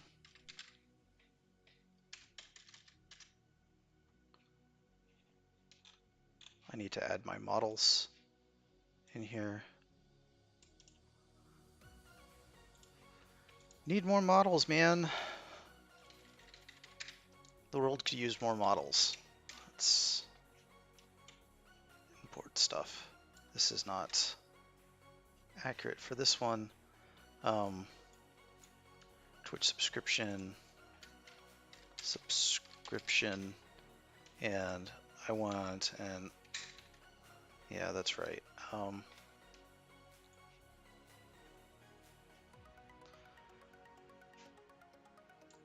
Public static. What does it do from the other one? Async tax action result. I think I just need static async task.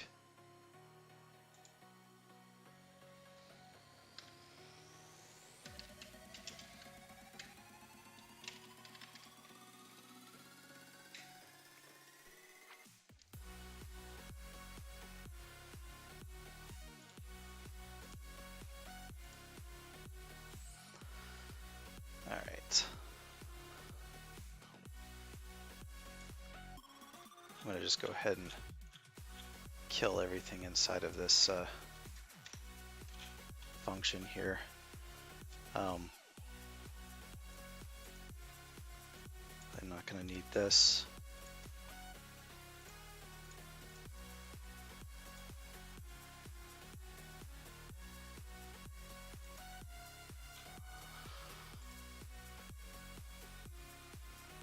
Okay.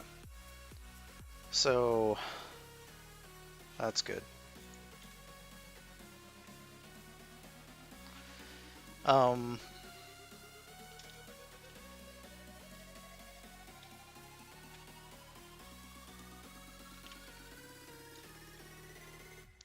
Used to be a thing to sort these up here. Maybe I was just hallucinating when that was a thing, or it was actually in VS Code and I'm not remembering. All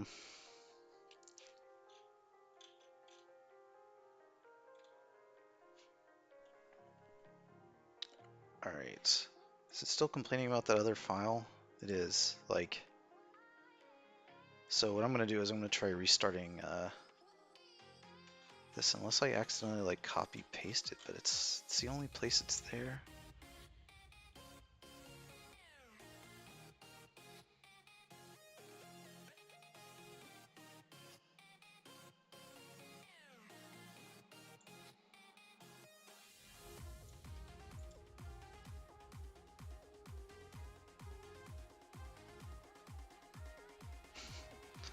I don't know where it's picking up this other thing from, so I'm gonna just try restarting OmniSharp.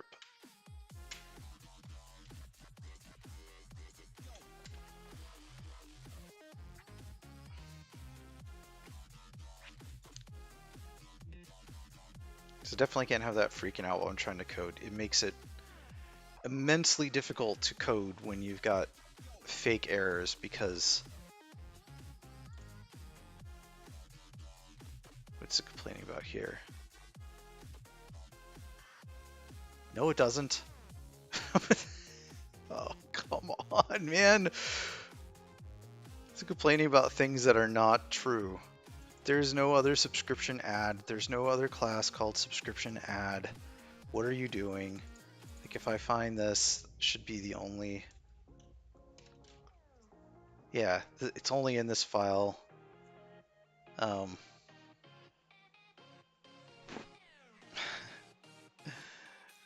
oh, I probably need to like completely close out of this and restart. So anyways, I'm gonna take a break while I try to fix this issue and get some sustenance. I will be back in a few minutes. I'm gonna go ahead and just put it on. Be right back.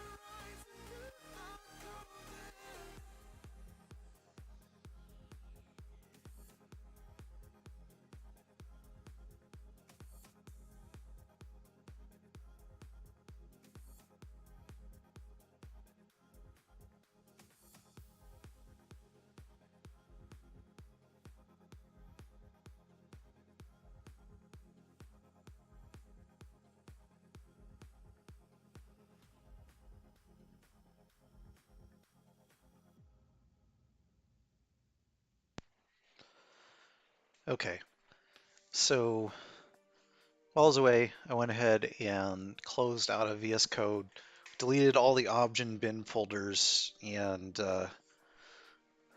restarted it, and it looks like it's fixed all of the issues that it had. Um, so who knows what gunked up there. I noticed that a bin folder existed in the wrong spot, uh, so that's probably what happened. It's probably reading from the wrong location. I have this directory build props in here because I don't. The way that I like to work on these is I like to have the entire workspace open, but I like to have the top level somewhat clean. Right now it's kind of like janky because I've got some scripts in there that normally I wouldn't put there, but I like to have it clean with just like the license, the readme to do, get ignore, uh, that kind of stuff. Third-party notices, I guess, is important. Um, but yeah, so I like to have my source like nested, but the projects don't really like that. Like none of the tooling is set up to work with it properly. So one of the things that I had to do in like VS Code was go in and change the tasks and update them all to have change working directory to source for all these tasks. Um, Otherwise, everything was breaking. I wasn't able to deploy, I wasn't able to build or anything like that using the built-in tasks or even the tools. Because all the tooling for the Azure functions use your tasks to actually execute anything. Um, and then also to make that work, I had to do this directory build props, which tells it to use the parent directory for all of the output path, base and intermediate output path, and MS build project extensions path. Um, so updated all those, uh, and that's how they are able to actually build in the top level directory instead of in the source directory. Um, and that's just easier for me to know where to go, because if you're working in a multi project environment, um, you might have multiple assemblies underneath the source folder, and going into each one of those and deleting the bin and obj folder to try and clean things out, like you either have to make scripting to do that or anything like that. It's like, nah, just put it in the top level and tell it to use the different things. So like if I go to here and cd into source and I do .NET build, of course I think that it might fail because I've got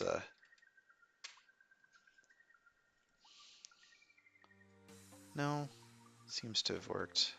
Yeah, it's just complaining about the no use of await in that one. So in here, it builds the various stuff out the way that it needs to be into this directory. So it's correctly done. Instead of, otherwise it would build it right in the source directory, which is just frustrating. So part of this could be of my own um, particularities that were causing some of this. But anyways, it seems to be working now. I've gotten past the issue, so I'm ready to start working on this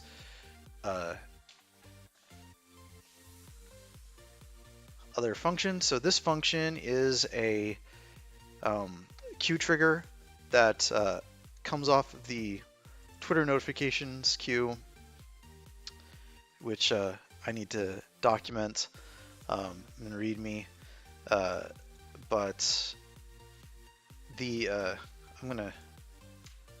This is a little bit easier to read when like you have 5 miles worth of stuff. I don't know. Can you put a space there? I guess that makes sense. I just don't like scrolling left or right, and this is a little bit easier to see what's going on. So this one is going to be responsible for adding subscriptions. It's going to be really simple. We're going to basically call some logs and say that we are log information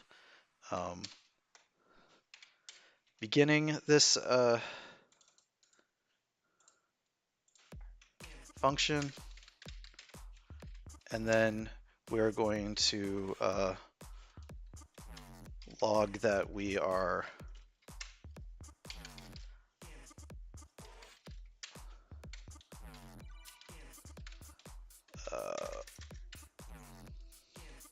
we're going to log that we're processing the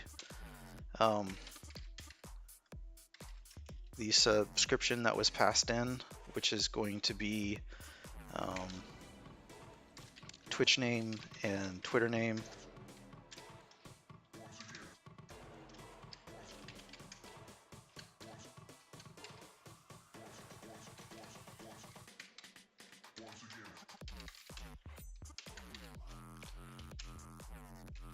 And Twitter name.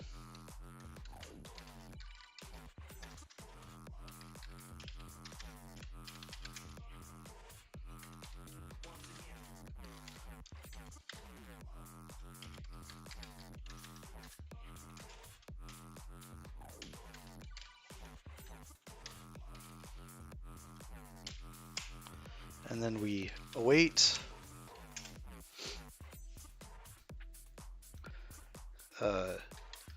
Twitch client dot subscribe Twitch screen webhook, and that takes a subscription and a logger.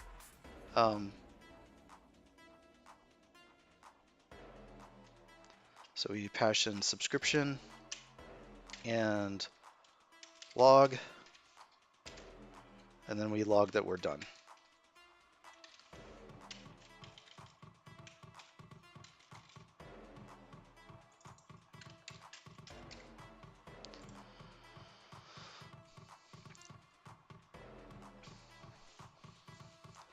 So the subscription remove is going to be the exact same as this with a different call. So I guess I can just copy this file, paste, rename to remove.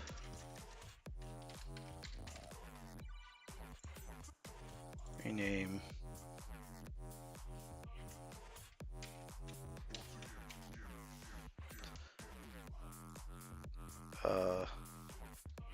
the debt. I didn't have it saved, that's why. Let's close that out. Save this, then copy it.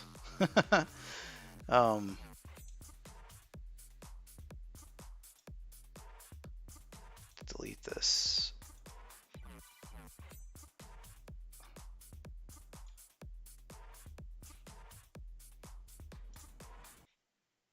Paste this. Rename it to remove.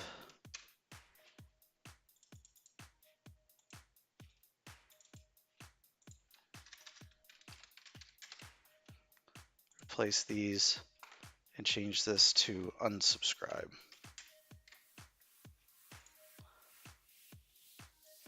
So two very simple functions. This one needs to come off of the right queue though. Subscription, registration, subscribe queue for add.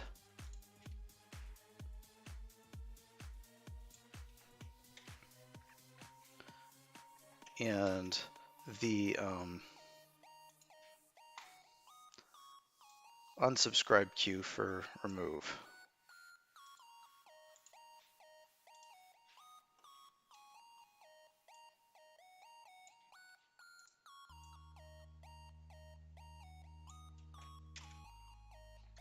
And I did have the give me a break on these. Let me just delete one. Oh, come on. All right. All right. So that one is the remove is triggered off of the unsubscribe queue, and the add is triggered off the subscribe queue. So that's it. So after I spent all this time working on the Twitch client, it was actually the bulk of the code. But since I don't want to have to deal with this inside the function, and some of that code is related, and I don't want to have it spread out all over the place, it made sense to centralize it inside that Twitch client class here, and just have it be where all the business logic lives for dealing with the Twitch API, and then having the actual functions be really simple, with the exception of this registration function having to do some logic to determine what's missing and what's not. So again, this would take in this kind of JSON. It would go through that it goes and grabs the current subscriptions that we have. So we're passing in should be the exhaustive list. So if in this list, I'm saying that we should only have me and Corey in subscribed. No one else should be subscribed. If they're not subscribed, they should be removed. And if Mark and Corey aren't subscribed, subscribe them both. So this is the definitive list. And we come in here and we're basically saying, get all the current subscriptions. We create a dictionary. We take a dictionary of all the requested subscriptions. We find the differences between those lists of subscriptions, and then we add the ones that are missing and we remove the ones that are extra, to kind of really simplify that. And then those get queued into the various queues, and the remove queue will perform an unsubscribe action, and the add queue will perform a subscribe action. And with these being separate, instead of a single one that could do stuff, we could have things like it could fire off another event saying, hey, you know, you've been unsubscribed, blah, blah, blah, blah, blah, or, you know, doing other kinds of things. Just better to keep them separate, even though they're basically the same exact logic, with the difference under the hood being a single string.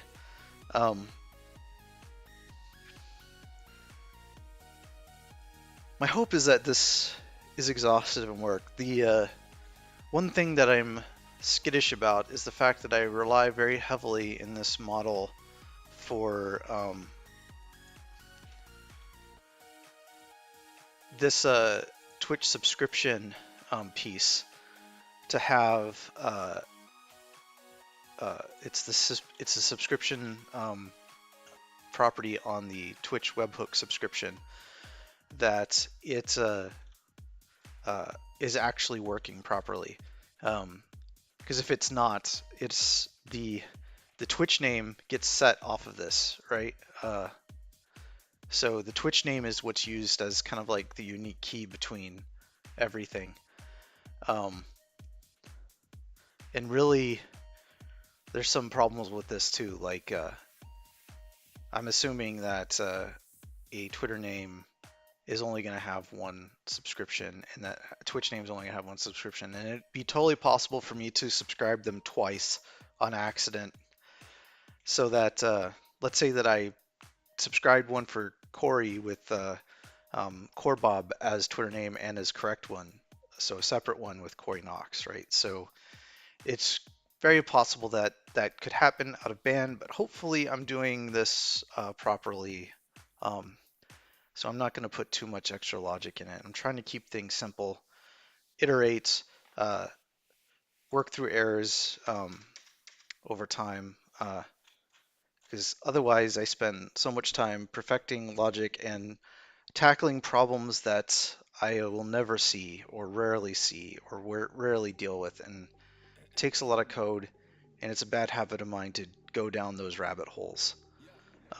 So trying really hard not to do that here. And if I do .NET Build now, that error should go away from what we were looking at. Yeah. So according to it, we're okay. This function is so I added a bunch of things here. So in this client, so I added a ton of variables that we don't have. So if I do clear host, this shouldn't spit out any secrets because it should show them as func settings list. So right now I only have these ones, but I just said that there's a bunch more. So Twitch client ID, that's not in there. I'm gonna have to add that. Client secrets, that's not in there. Redirect URI, that's not in there. This is already in there, so we can ignore that one. This one's not in there. I'm gonna have to add that one in.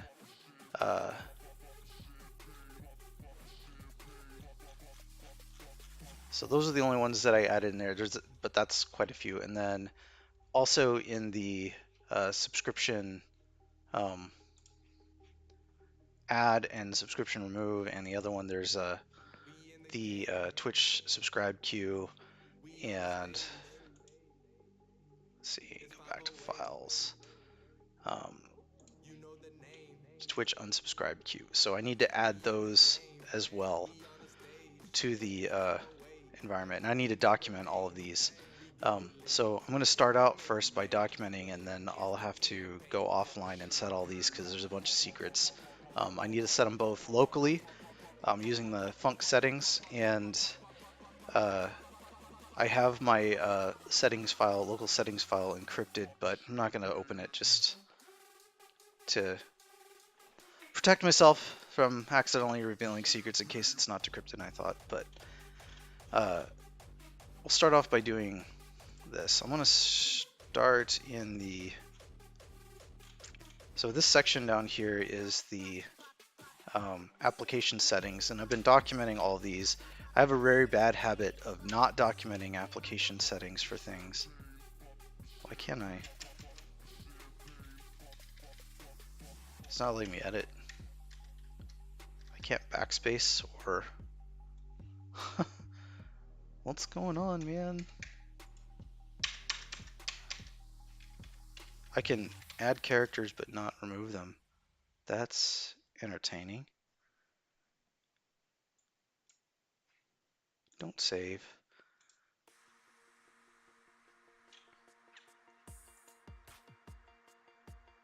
What are you doing here? Wow, that's really weird. Let me try reopening the README again and add new line. There we go. Oh, that was weird. Twitch subscribe queue.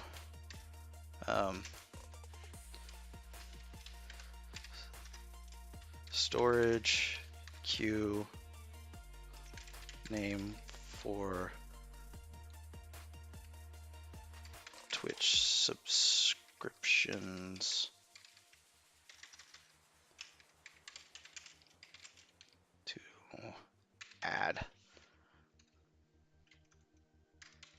I believe the other one is Twitch unsubscribed queue, but I'll go ahead and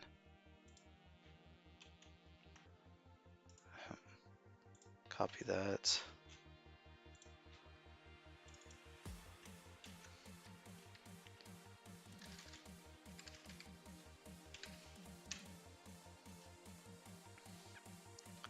So in this client then,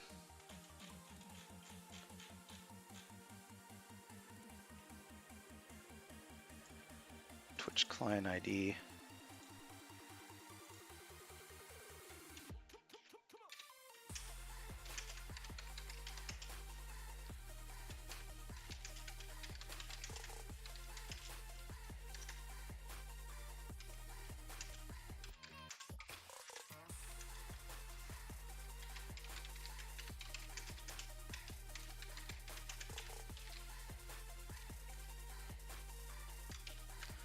So the next one's going to be client secrets, but just so I've got the right ones.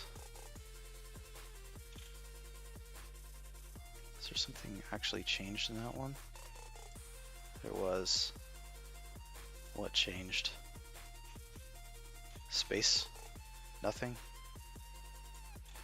New file? I guess I didn't have it completely saved or something. Whatever. That's better. And that's a new file. Alright, so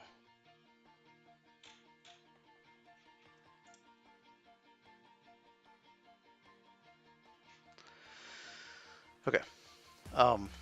Sorry, got distracted. It was saying that things weren't saved, and I was a little curious what work I'd done, if any, in that, or if I was just uh, backspace or whatever. um, Closing out all these other files.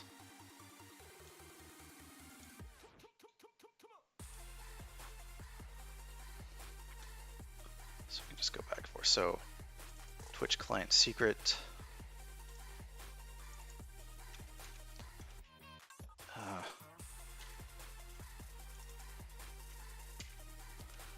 Twitch app client secret. And this one should be the URI, so it's going to be the same thing. I'm not using this, it never gets called, but it's possible in the future I may need to use it for working as a different user or something, so I'm going to leave it in there. Twitch client redirect URI used for authenticating to the Twitch API. Alright, so now we're out of the Twitch client related ones. This one's already done. Webhook base URI.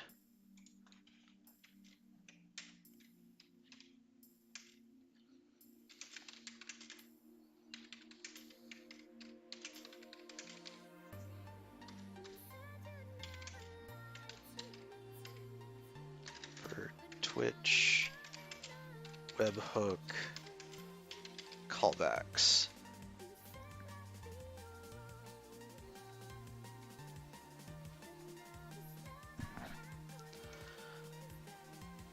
And it should have the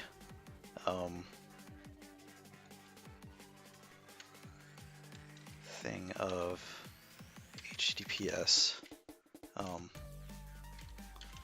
Azure function app name dot. Let me look at what it looks like in the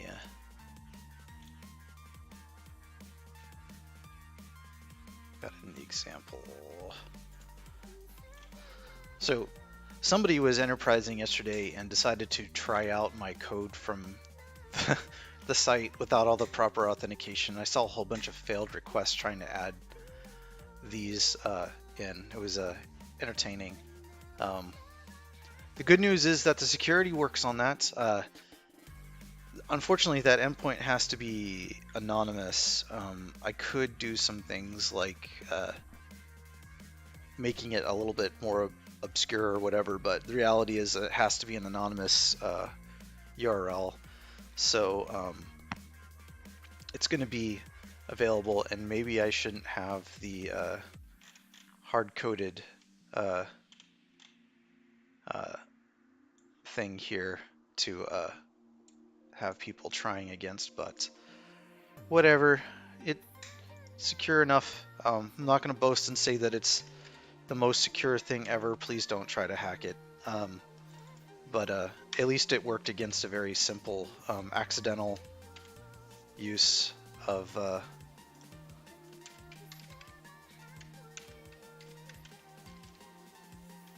Azure function web app name.